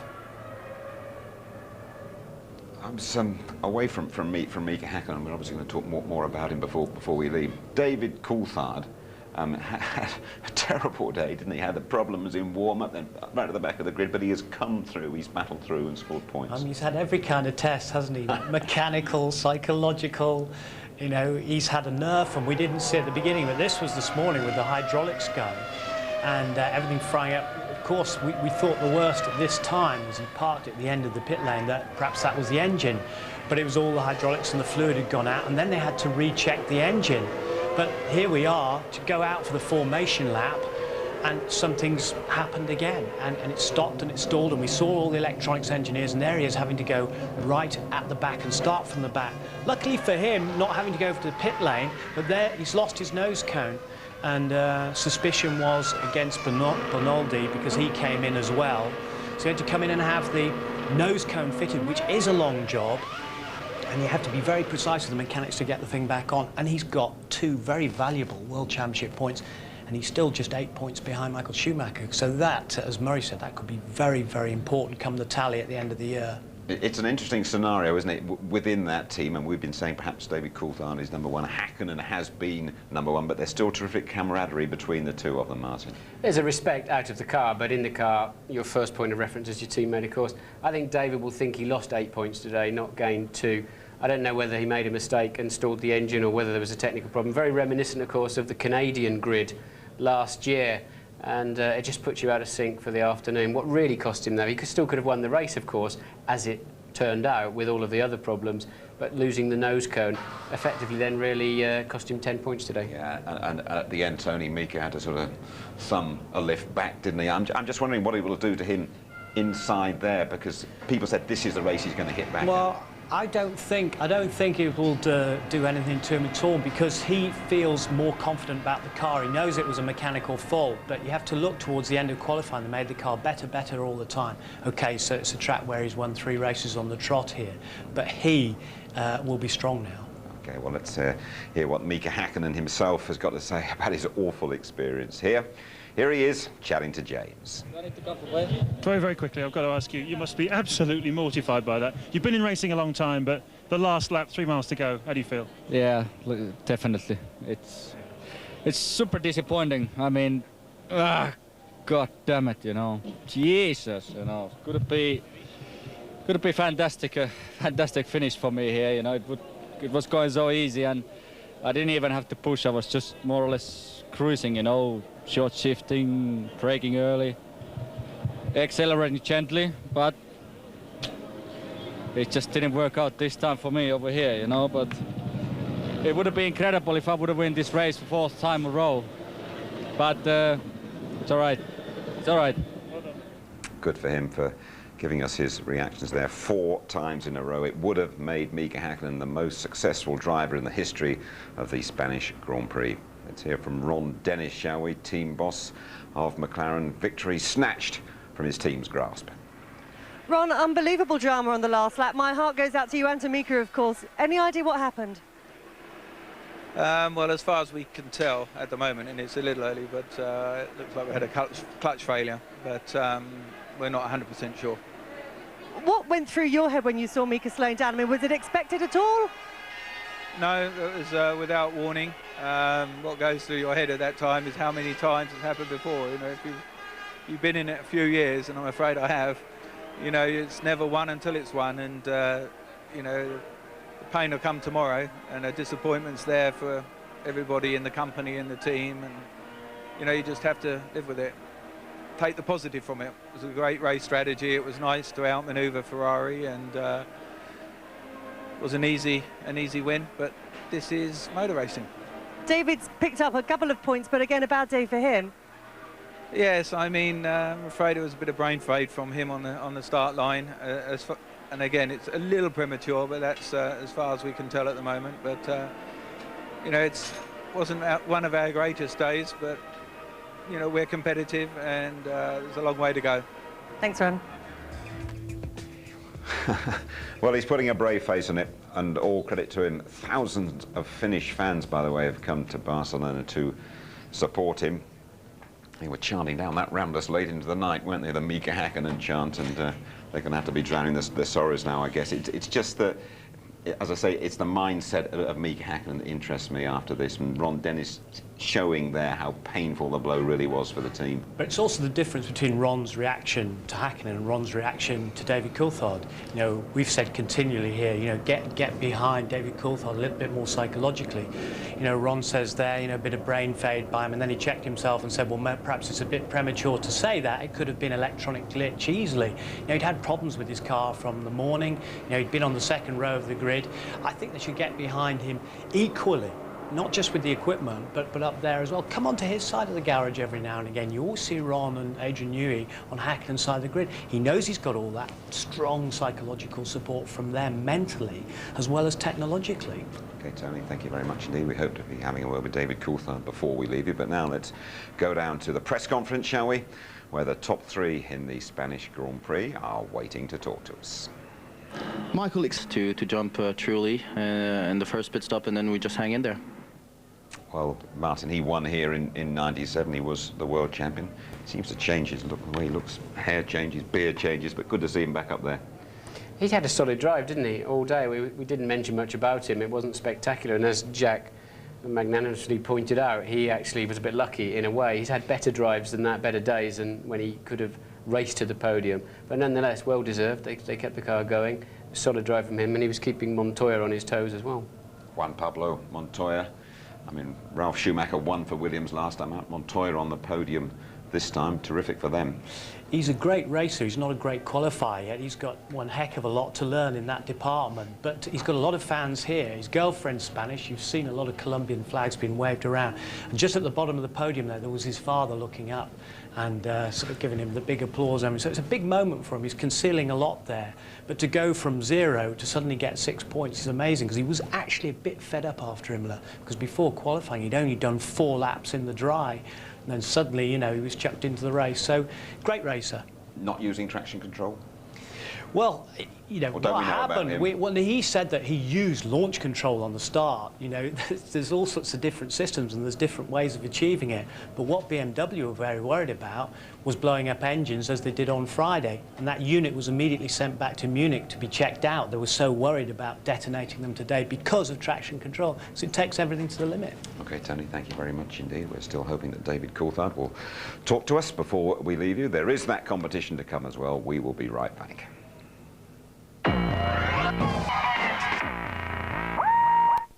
You're back with us live at the Catalunya circuit close to Barcelona. David Coulthard had to start right from the back of the grid here. He battled through the field and got a couple of points. Absolutely delighted that he's joining us this afternoon. Well, David, quite a race for you, really. Do you see it as points gained or points lost? Well, obviously it's points gained in this situation. At the start, I went about initiating the launch control for the green flag lap in a slightly different way. But nonetheless, we're still trying to understand exactly why the engine stalled, because with the new software, there's all sorts of things that are supposed to allow the engine to cut out. So we're obviously a bit confused about that. And then obviously I got involved in the first corner. I got hit from the rear and then hit a car in front, and it was just turning into my worst nightmare. And when I saw Mika leading and I got into 6th place, I thought this is a great afternoon considering. And then obviously very disappointed for him not to get the win. Your team boss, Ron Dennis, talked about the possibility you might have had a bit of brain fade, David. Is that fair?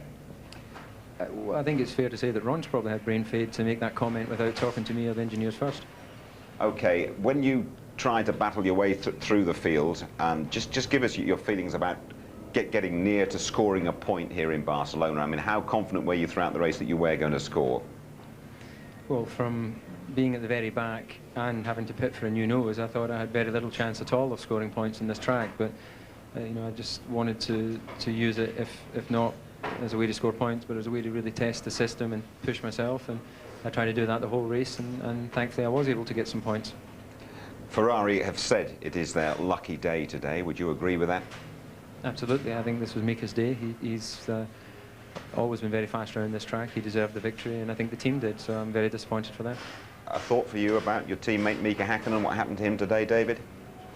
Well, obviously they're trying to understand. I believe it was something to do with the clutch rather than the engine, as was maybe first suspected. So they're trying to understand exactly what happened there. It might be a result of traction control. It could well just be one of those things. So obviously I didn't have that problem with my car. Okay, before you go, as you say, north of the border, Martin Brundle's in the studio. I'm sure he'd want to have a quick word with you, Martin.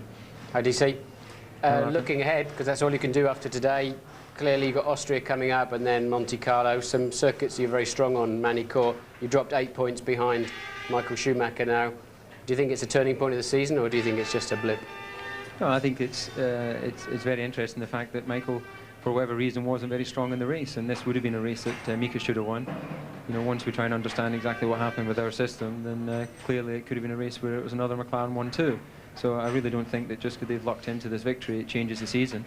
It drops me back from him, and obviously you can't rely on him not finishing another Grand Prix, but that's the racing season. We'll learn from it as a team, and I obviously learned a lot today in coming through the field. Yeah, Michael had tyre vibration problems. I mean, I was lauding him for being so smart on keeping new tyres available for the race, but of course that's one of the downsides. You've never run those tyres, whether it turned on the rim or whether he lost some weights, but he was losing 7 seconds a lap. I couldn't really understand why he needed to back off so much with tyre vibration. Have you any idea? No, I'd be surprised if tyre vibration, as you're well aware, you know, might lose a second a lap just from visibility, but otherwise there's no risk involved with that. I think that what I heard was Rubens had a problem with the rear suspension, so maybe they were worried about something similar in his car and felt they had enough in hand to still finish second. And then obviously with Mika's problem, they've taken the 10 points. You might not be able to see it down there, David. We've got a great bit of action from you, overtaking Nick Heidfeld right at the end and securing at your points. Just give us your feelings about that manoeuvre. Well, I was trying to set him up to make him slow through turn 12 and 13 so I could get the run on him. And thankfully, Benetton was in a situation that I saw Nick panic a little bit, try to carry too much speed into turn 13, and that gave me the opportunity. You know, what he should have done was held me up out of turn 11 and got the run on the Benetton down the straight, but thankfully he didn't, and I got the opportunity to overtake. Tough day for you, David. We appreciate you joining us and really giving us a terrific insight into your performance at the Spanish Grand Prix. Thanks very much indeed. Thank you. Okay, Tony, let's have a look at a couple of the other incidents in the race, shall we? Heinz-Harald Frentzen giving De La Rosa the old Spanish Archer elbow. I wondered if you were going to get that one in. Heinz-Harald Frentzen there, I mean, they both had different views, and we heard about them during the programme earlier on. I don't think that De La Rosa had much of a chance of getting out of the way. But look at it here, he hasn't seen him, or perhaps he hasn't looked properly in his mirrors, but it is Frentzen's corner, it's Frentzen's place, he's well ahead of there, so if you say it's anyone's to blame, I'm afraid it's Pedro, and it's a shame for him on his return to Grand Prix racing after 34 starts. They were all quite relaxed, both quite relaxed, there was no one really pointing at the other one. No, I think they said a racing incident, but I still maintain, I mean, Heinz-Harald just lost control of his car a bit, but it was a legitimate move, and Pedro should have given him more space, but as he clearly pointed out on ITV, he just didn't know he was there, basically. What did you make of Ralf Schumacher going off? Was this the old Ralf resurfacing? No, not at all, but I think, as David just elegantly pointed out, you can't really point a finger at the drivers until you've got the data and find out. That looked to me like a driving error. It's a tricky part of the racetrack. We saw several cars getting out of shape going into that corner, and I would hazard a guess it was a driving error, but no doubt they'll be having a good look at the data. I would say, actually, Martin, that's probably him thinking about being a father for the first time, which he found out a few days ago. Something's gone up there, isn't it? Absolutely, and getting engaged as well. Rubens Barrichello was running for quite a while in the first three. And, I mean, did the Ferrari mechanics not spot what was wrong with him? Was that the problem? Well, as Martin pointed out, I found that very, very strange myself, because, you know, you could see the car, sort of the front end of the car pointing up to the heavens, and there, as he runs wide, now, damage to the suspension may have occurred in there. There it is. There's the left front poking up into the air. But he's talking on the radio all the time, and they should have been watching the screens in the garage. They changed the wheel, they sent him out. Clearly wasn't going to go any further, and he came back in and retired. But I think there's something in this, as Martin was saying, more than just the vibration. I think they were worried about suspension. It could have been from heat. You know, it could have been from traction control, so much more vibration from traction control systems as well. Okay, just sum it all up for us finally, Martin, you. Well, thrilling race can sometimes be a bit tedious here, can't it? But it was a cat and mouse in the beginning. Both drivers, really. I mean, Häkkinen put a stint in, and we just at a crucial moment, it was Michael who started to fade away. We didn't spot it at first, and I'm still confused about his vibration problems, losing. Why didn't he call in for a new set of tyres? He had best part of a minute in hand over Montoya behind him, so a bit surprised at that one. They ran a lot of heat. It was a suspension problem that gave him the problem in Imola as well for Michael Schumacher, so a bit of a problem there showing up for Ferrari. Thanks, Martin. Now our competition. We're combining top-class European football with a visit to the Monaco Grand Prix. It's a once-in-a-lifetime chance to attend two of the world's greatest sporting events. The UEFA Champions League final, then the Monaco Grand Prix. It all starts on the 23rd of May with the climax of the European season at Milan's San Siro Stadium. Then on to Monte Carlo for the weekend with full hospitality for qualifying and the race. And two lucky winners will get a pair of tickets to both. What a week it's going to be. All you have to do is answer this simple question. Who was the last Englishman to win the Monaco Grand Prix? Was it A, Johnny Herbert, B, Nigel Mansell, or C, Graham Hill? A, Herbert, B, Mansell, C, Graham Hill. The number to call, 09065 811 811. 09065 811 811. These great prizes, by the way, courtesy of Foster's, sponsors of our ITV F1 website, and the very best of luck to you all. Nice mix of football and motor racing there. ITV Sport has some more exciting developments in the pipeline. Heart and soul of football. More from us here in Spain in our highlight show tonight, just after midnight. It's repeated as always, ITV2, 7 o'clock tomorrow night. Next stop for us is Austria on FA Cup final day. Qualifying just before midday, the build-up to the race starting at 12:30 on the Sunday, and the highlights for you, as always, just before midnight on the Sunday evening. Well, there we are then. Michael Schumacher wins. With 188 miles gone, it looked as though Mika Häkkinen was going to win here again. Ferrari accept. This was their lucky day. From the whole team, bye-bye.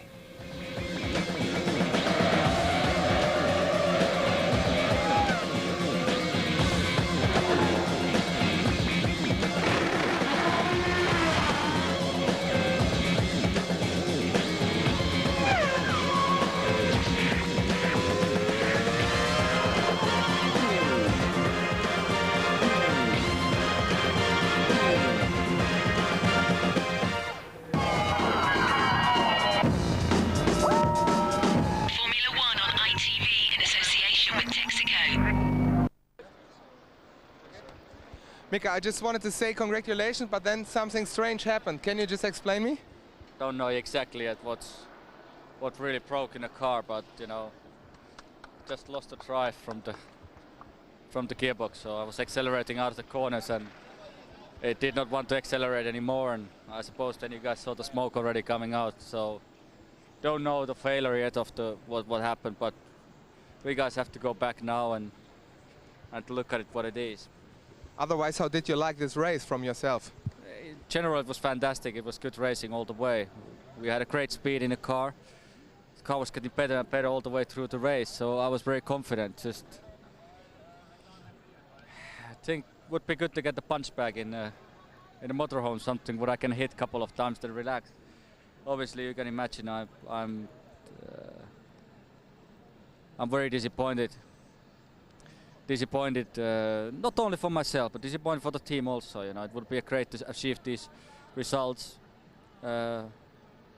Disappointed for the mechanics and the team. You know, it's a shame. You know, it's really a bummer. You know, it would be great to win this. So we just have to go for next one and try to get that one. You know, but we have seen an impressive Mika Häkkinen. So you are back at the championship. Well, you know, I'm just doing my job, and I try to achieve and give the best results for the team and the partners of the team and the mechanics and everybody. You know, try to get the great result. I'm gonna push all the way through to end. See what happens. Thank you. Thanks, guys. Okay, so David's here now. Just 10 seconds, guys. Okay. Just doing Mika. Sorry about this, everybody. It doesn't happen to me very often. I get the chance to keep people waiting. Okay. All right, Joanne, quick as you can. Okay, we go.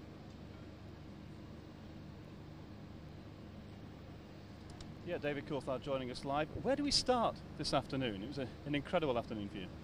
Yeah, no, obviously not the perfect start to the race. When I initiated the start sequence for the green flag lap, I believe I did everything as normal, and we're trying to understand now. The engineers are looking at the data because there's no way the engine should stall, especially with all the systems we have in place now. So a peculiar one. You know, everyone was shocked. When I looked across at them when the engine had stopped, you could see the disbelief because literally with the new electronics that should never happen. But anyway, then I had to start from the back, got involved at the first corner, got hit from the rear, which broke my floor and pushed me into another car and broke my wing. And then I thought, well, that's it, no points today. But thankfully I was able to benefit from other people's misfortune, and the car obviously was quick in race conditions, and I passed some people. And it would have been the perfect result had Mika got his just result, which would have been first. But nonetheless, I've still managed to get a couple of points. You could never expect it to have finished fifth. I mean, did you think like packing up and going home? I was pretty frustrated, disappointed, angry, all the emotions you can imagine, because I knew I had initiated things in the same way that we've been doing in the winter, and then you start to doubt, you know, did you do something different, because you know the system shouldn't be able to do that. And then of course thinking there's no way I can get points from there, it made it very difficult to sort of keep my head focused on the job. But I thought, okay, right, we'll use this as a real test session of everything and push hard as I can, and go for it, and I was able to gain some places. It's terrible. I think that he fully deserved to win this Grand Prix today. He's been one of the quickest guys consistently around this track, and for it to happen so late in the race is always hard. And you know, as you saw Michael at the end there, you know, he takes this as a lucky win, and there's no question the real winner today was Mika. So McLaren right back in the championship. The evidence of what we've seen this weekend. Yeah, you know, the Ferrari was struggling obviously through the middle part of the race, and it could have quite easily been a McLaren 1-2. But it's the old scenario, you know, ifs and buts. We've just got to actually go out there and try and get the result in Austria. What does it mean for the championship duel against Michael? I think more points ahead from you. Yeah, but he's still catchable, so I'm not too concerned about that. I still managed to score points. The interesting thing for me is that he wasn't the real winner of this race today. You know, Mika obviously was, and you know, I think I was quick as well. So if this was a nightmare scenario, you know, stalling with the green flag, getting involved in a crash at the first corner, and still scoring points, that's a great result. So, you know, you have to take it as it was, and consider myself lucky. And you know, we'll go to Austria and see what we can do there. Did you talk to Mika as well? Yeah, obviously I saw him straight away after the race, and he thinks it was a clutch problem. So obviously very disappointing, but these things can happen from time to time. Thank you.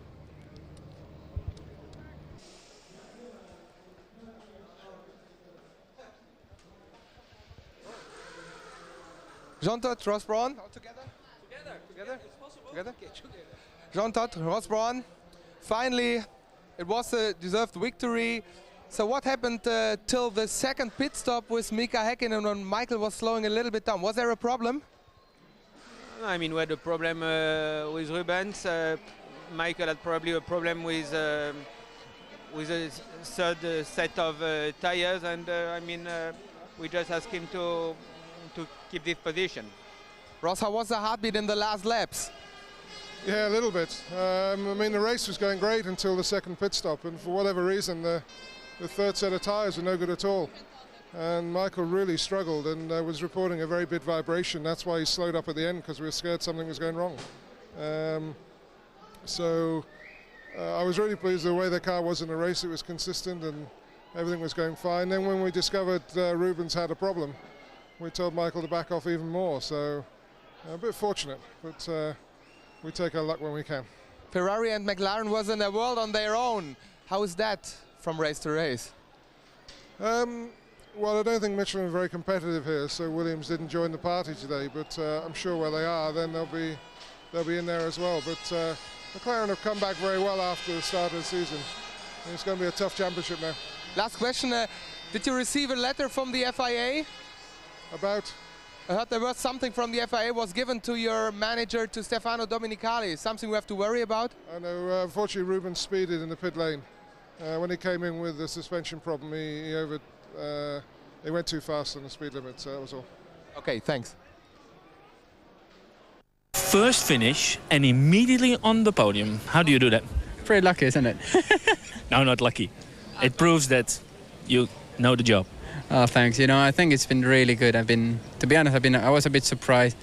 You know, when the race got on and I passed Jarno and then Ralph spun off and everything was looking quite good. And suddenly, you know, I started saving the tires a little bit, and Jack started catching me, and they said, you know, pick up the pace. As soon as I pick up the pace, you know, something happened to Rubens, and, you know, your P3 push. I'm like... A suspension problem with Rubens. Yeah, I couldn't believe it. I'm like, just... 3 years of hard work, and then the result comes. Yeah, that's great. It was a very important podium for the whole team, for Honda also. First since they came back to F1, and it was important to get there because the guys have been working really, really hard since '99, and even this season has started with a lot of troubles. It's been very difficult to accept, a lot of stress, and now that we got this podium under our belt, hopefully we can work better.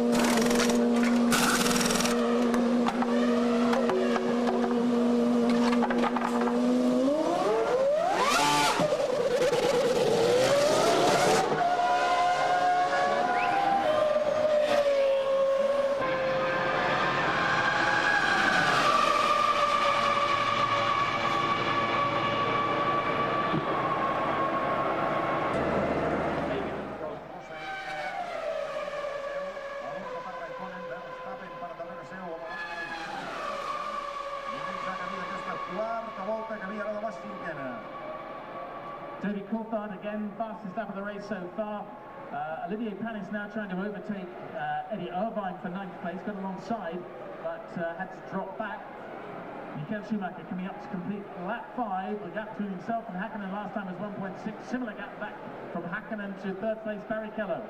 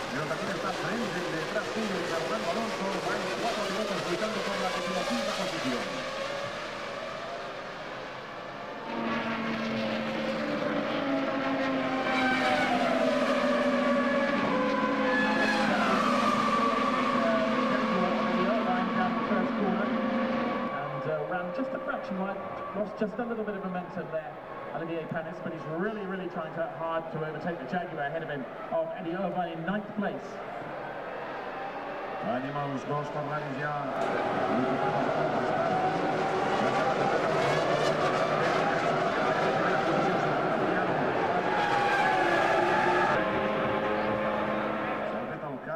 Evidentment s'està maleint la mala sort d'aquest cap de setmana des d'ahir, que la jornada és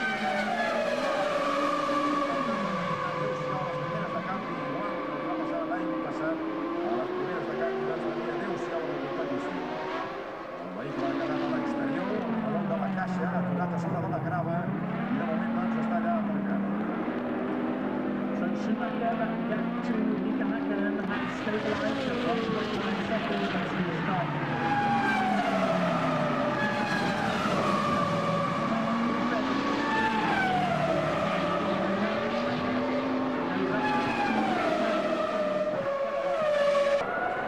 Pico pas bon. Et on a un petit défaut.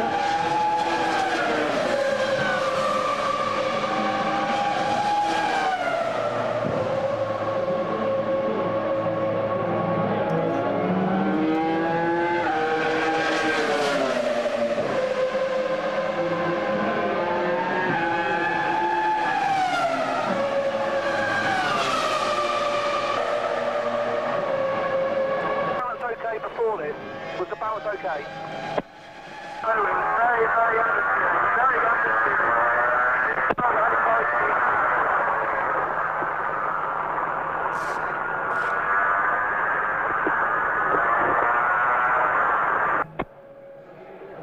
Okay, can we go up on the front flap, please? Up. 1 hole front flap should be maximum. Try 2.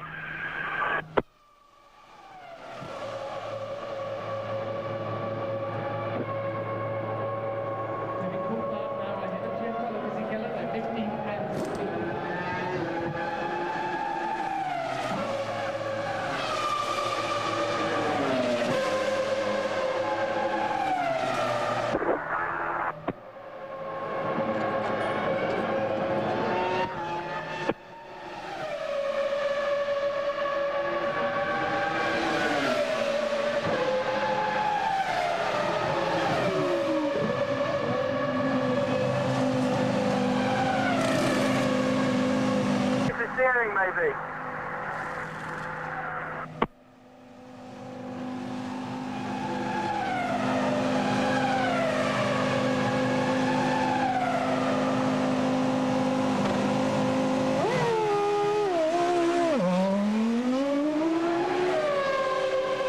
Okay, mate, we're gonna check these tyres over. I'll give you a little bit more front flap. We'll check these tyres over and get back to you.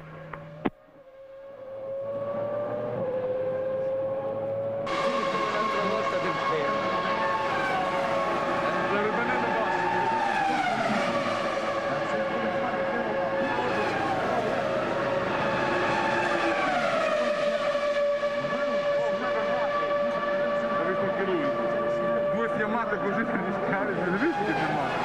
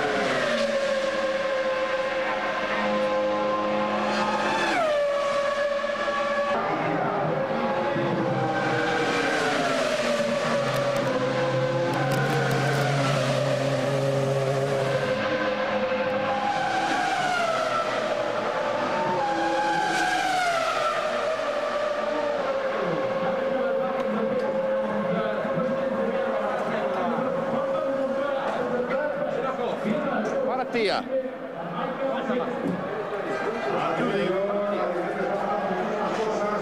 Ciao bello.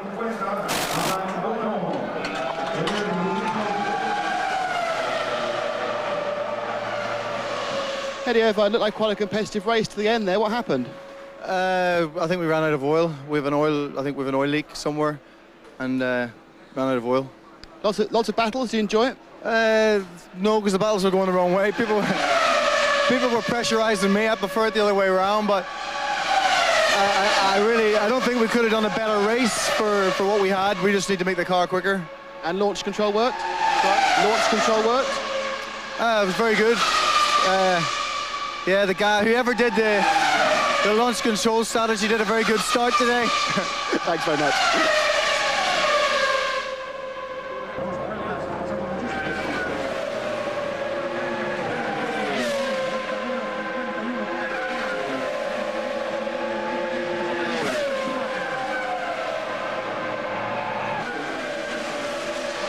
Claudio Barrow, Rubens came in for a stop, then came in the following lap with a problem. What's up? Yes, we have a problem in the rear suspension and we need to find exactly what happened. But yeah, the problem in the rear suspension this is the reason why we changed the tire and then we come back immediately after while the car is not good. Is Michael struggling on this last set of tyres? No, absolutely. No problem in the tires. Thank you.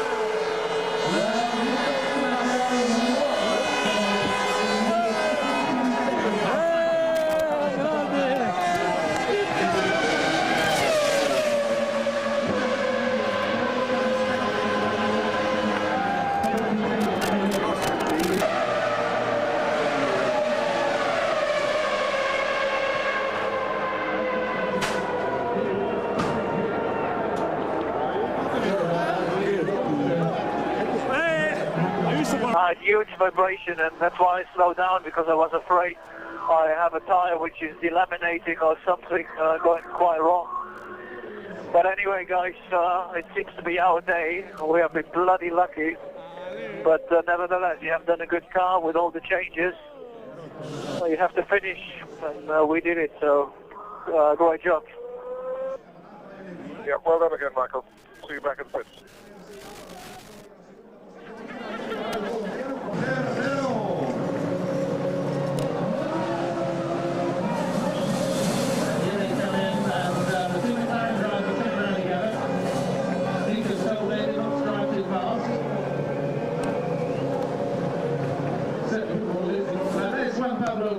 Well done to him.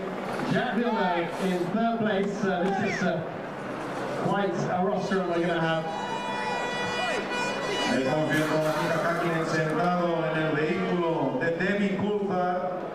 Él está llevando dirección aquí a Pitlane. Ahora entra por Pitlane. El aplauso de todo este público, no tan solo dedicado como no a Mika Schumacher, que se lleva la victoria. El aplauso también y más que merecido para Mika Häkkinen, que estamos viendo cómo se acerca ya el Pitlane. Le da ya la zona de control. El aplauso para Mika Häkkinen. Junto con Demi Coulthard, que finalmente ha quedado quinto.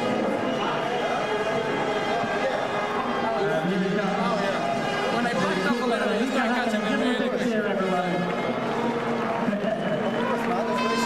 Thanks very much to the chauffeur.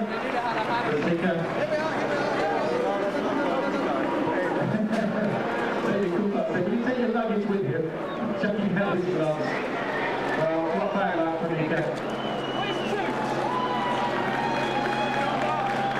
Not bad luck.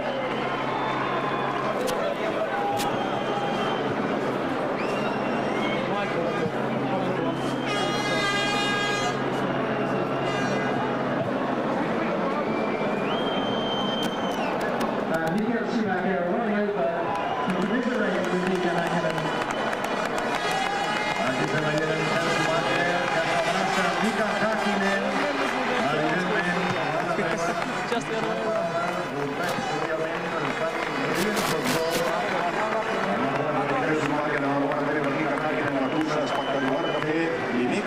Y Michael Schumacher, que se apaga por podio. All right. So Mika Schumacher coming up to the pen.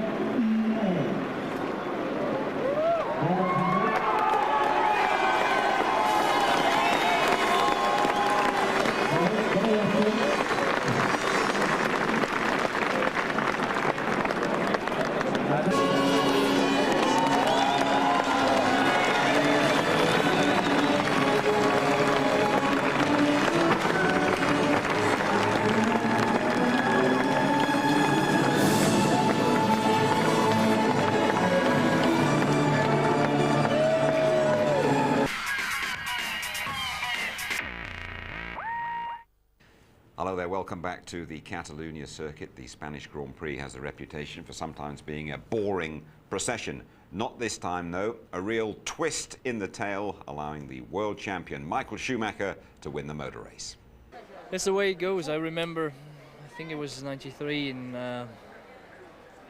Monte Carlo. I was leading the race by a good amount of time, and I had to retire in first position. That's the way, unfortunately, racing can sometimes be. I feel very sorry for Mika. He's done a great job and a great race. It was a good fight, good battle. It's a shame to see him then losing it in the last lap. It's super disappointing. I mean, god damn it, you know. Jesus, you know. Could it be fantastic, fantastic finish for me here, you know. It was going so easy, and I didn't even have to push. I was just more or less cruising, you know. Short shifting, braking early, accelerating gently, but it just didn't work out this time for me over here, you know. I had a big vibration and a big problem with my last set of tire. Obviously, I don't know what is the reason for this. With the first two set of tires, I was going very fast. I was pulling away a little bit, and it should have been normally enough. But then, if the tire doesn't work in the last stint, then nothing you can do, and that's why they took our win, because under normal circumstance I should have been even increasing the gap towards him after the last stop, and we lost, so we were about a second slower than expected. After the start, I couldn't believe it, you know. I crossed the line the first lap and I look up on the board and I'm like, ooh, P6, that's pretty good. And then, you know, Jarno was a bit quicker than me at the beginning of the stint, then I start catching Ralph as well, and, you know, at that point I thought, you know, we could be quite competitive for the end of the race. And, you know, everything started turning our way, and I thought, oh, that's a change. I'm very pleased. It was a hard race. The car was really hard to drive, but I could drive it aggressively and push till the end. It wasn't quick enough, though. Juan Pablo finished in front of us, but at least we're on the podium, and that's great. The team really needed it. Okay, then confirmation of the result in Spain. All 10 points to Michael Schumacher. Juan Pablo Montoya getting 6 more for Williams. Jacques Villeneuve back on the podium. Steady race from Jarno Trulli in the Jordan. David Coulthard getting a couple of points. That's a great achievement for him. And Sauber still scoring pretty well with Nick Heidfeld. And Michael Schumacher has gone clear at the top of the Drivers' Championship after 5 rounds. He is 8 clear of the Scot. David Coulthard, Rubens Barrichello 3rd, pushed by Ralf Schumacher. Heidfeld in 5th place, and Jarno Trulli is 6th. Okay then, Tony Jardine, I can't remember seeing a more dramatic finish to a Grand Prix.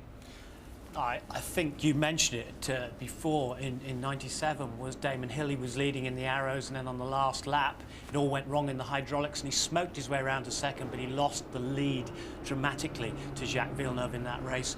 And here we go, the smoke grey McLaren, unfortunately, and some would say the jammy red Ferrari, but here we are, the very last lap. What a bitter pill to swallow.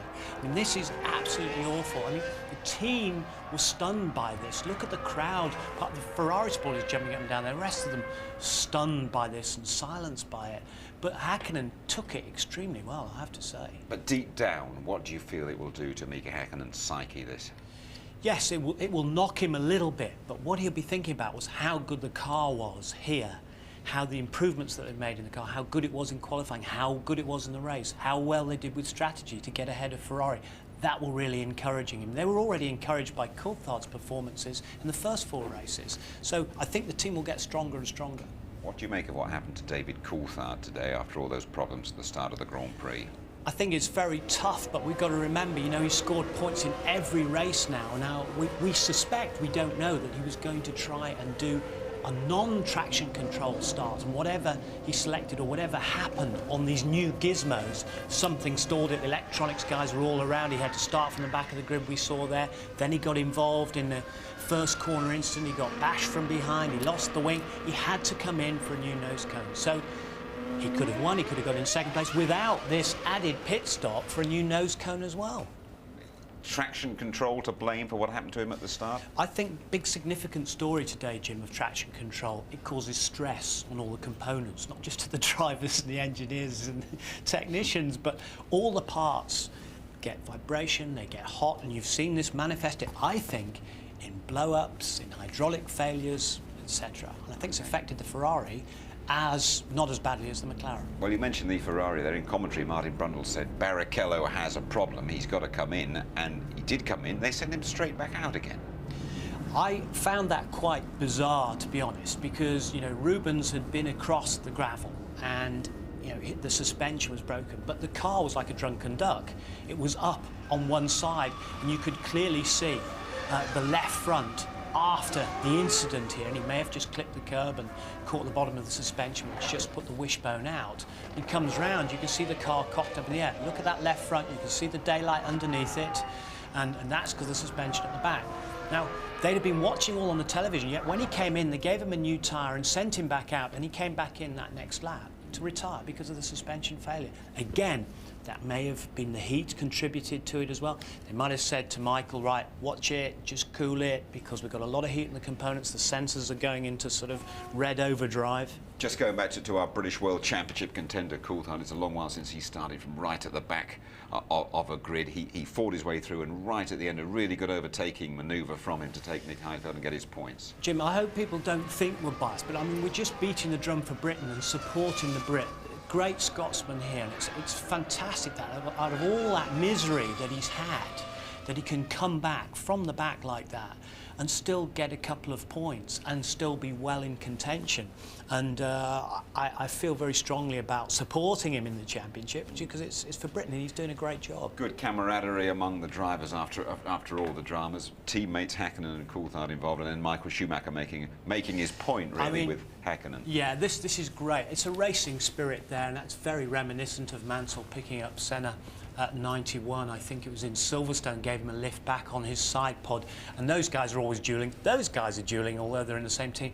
But, you know, David felt genuinely very, very sorry indeed for Mika, gave him that sympathetic support on his side pod. Yeah, I mean, Schumacher has his critics, but he showed his sporting values here today, and he actually said he was lucky in Barcelona. He's got a lot of sympathy in him. He's a very caring bloke, actually, Michael Schumacher. He is a very nice bloke. It's very difficult to get to know him, of course, and he does have a very hard exterior. But he's sympathising with a fellow racer. He knew he had it in the bag. He's just felt the compunction going on and said, sorry, mate, hard luck. Right, Tony, thanks very much indeed. Next port of call is Austria, the A1 ring in a couple of weeks' time. That is Cup final day. We're with you at 5 to midday on the Saturday morning for qualifying. The race live from 12:30 on the Sunday, and highlights as always just before midnight. High drama right at the end of the Spanish Grand Prix. Then Michael Schumacher lucks in with 10 points. All our sympathies are with Mika Häkkinen.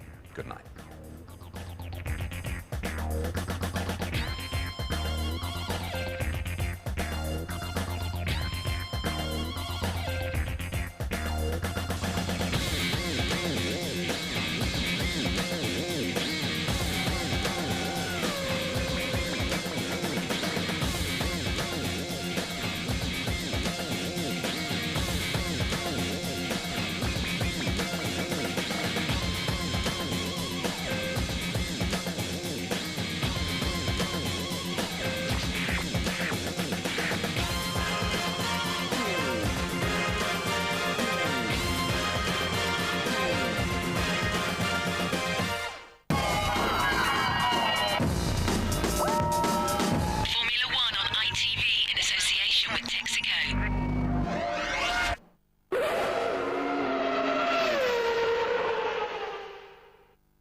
If you'd like to know more about Formula One, the website address sponsored by Foster's is www.itv-f1.com.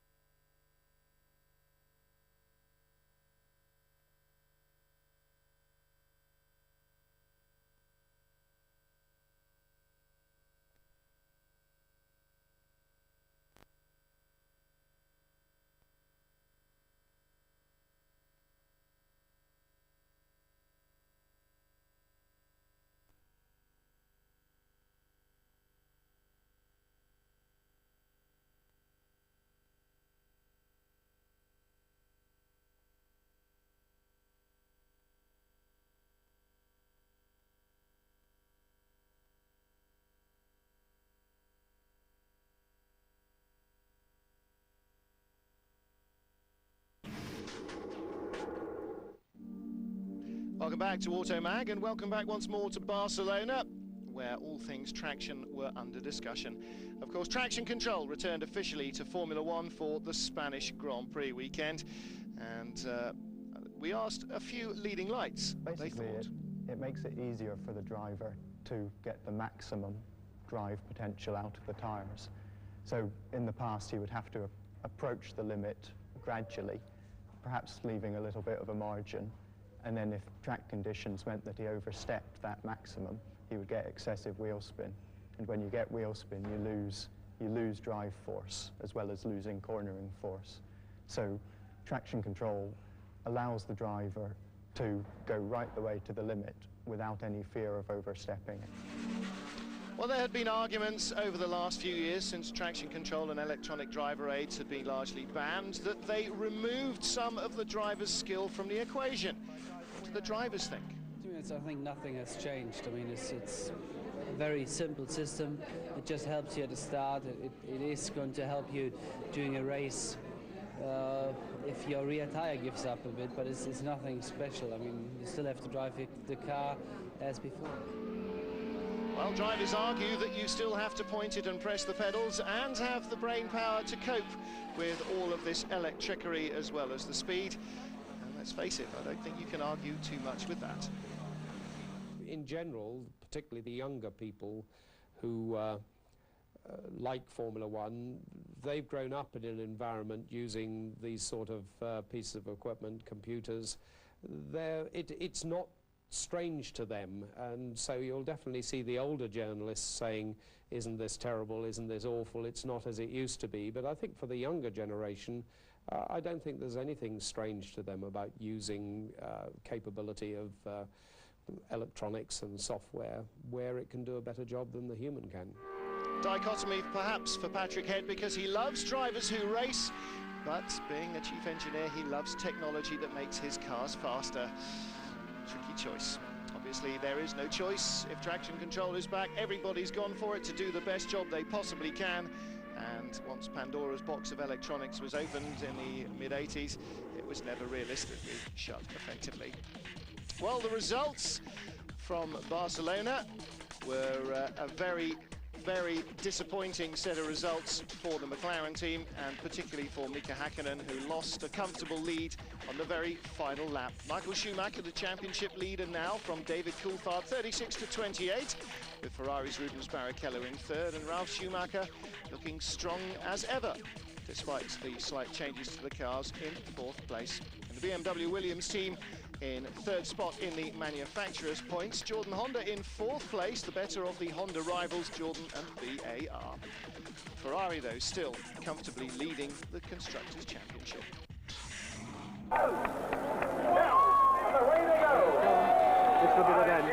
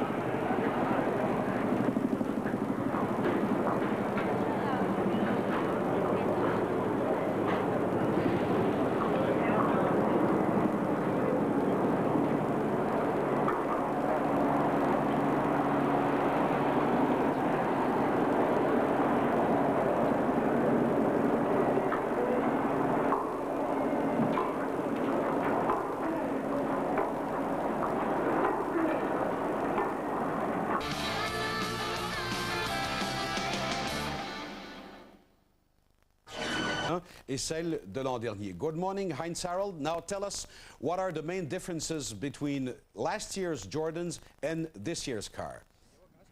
Well, the differences to last year, this year with our car, is that the car is easier to drive. It's less critical than last year, and as well as it is more reliable. Last year, this time of the race, this time of the year, we were struggling a lot with our gearbox, but so far we didn't have any problems with our car. Ça doivent être améliorés.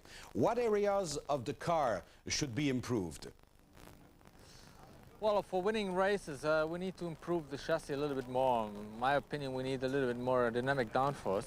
As well, on the engine side, Honda has built a very good engine so far, but it seems to me that some other teams has got a little bit more power. So we are working flat out on both sides.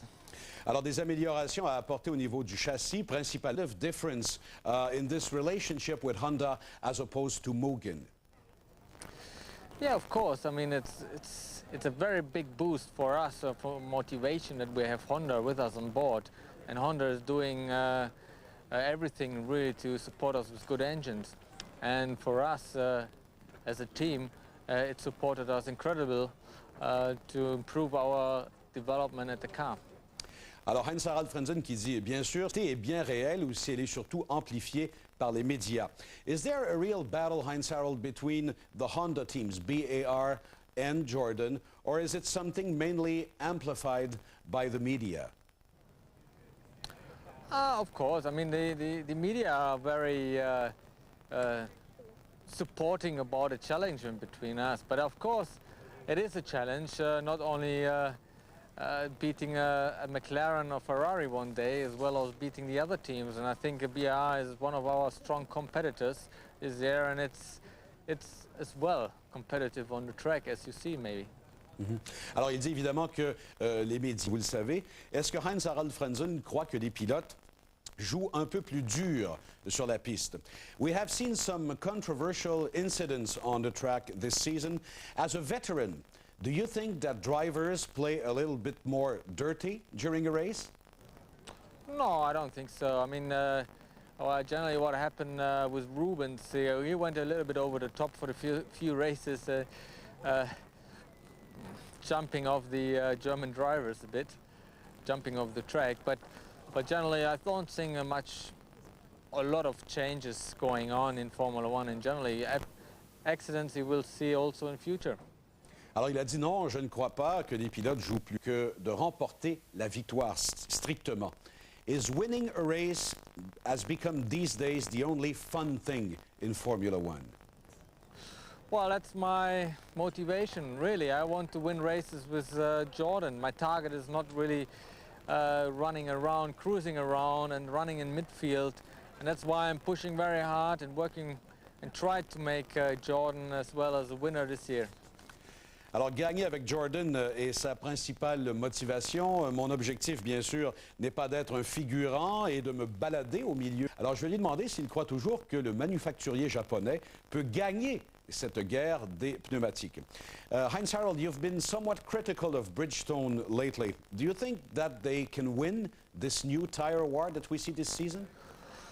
Well, generally I have to support Bridgestone in respect of their delivering or supporting various teams, McLaren, Ferrari and us and other teams, compared to Michelin, which is only supporting the Williams team. Of course, Bridgestone has to fulfill, really to support both teams, even if, for example, Ferrari has got a different requirements for setting up the car or different requirements for developing the Bridgestone tires. McLaren also has got a different opinion on that, and it's very difficult for Bridgestone to make a tire which fits on every car. Generally, they have to make up their mind later this season if Michelin with BMW and Williams going to be a contender for the championship, for winning the World Championship. I think Bridgestone have to decide in which direction they go. Either they go with McLaren or with Ferrari. Alors, il explique finalement on the return of electronics, mainly traction control.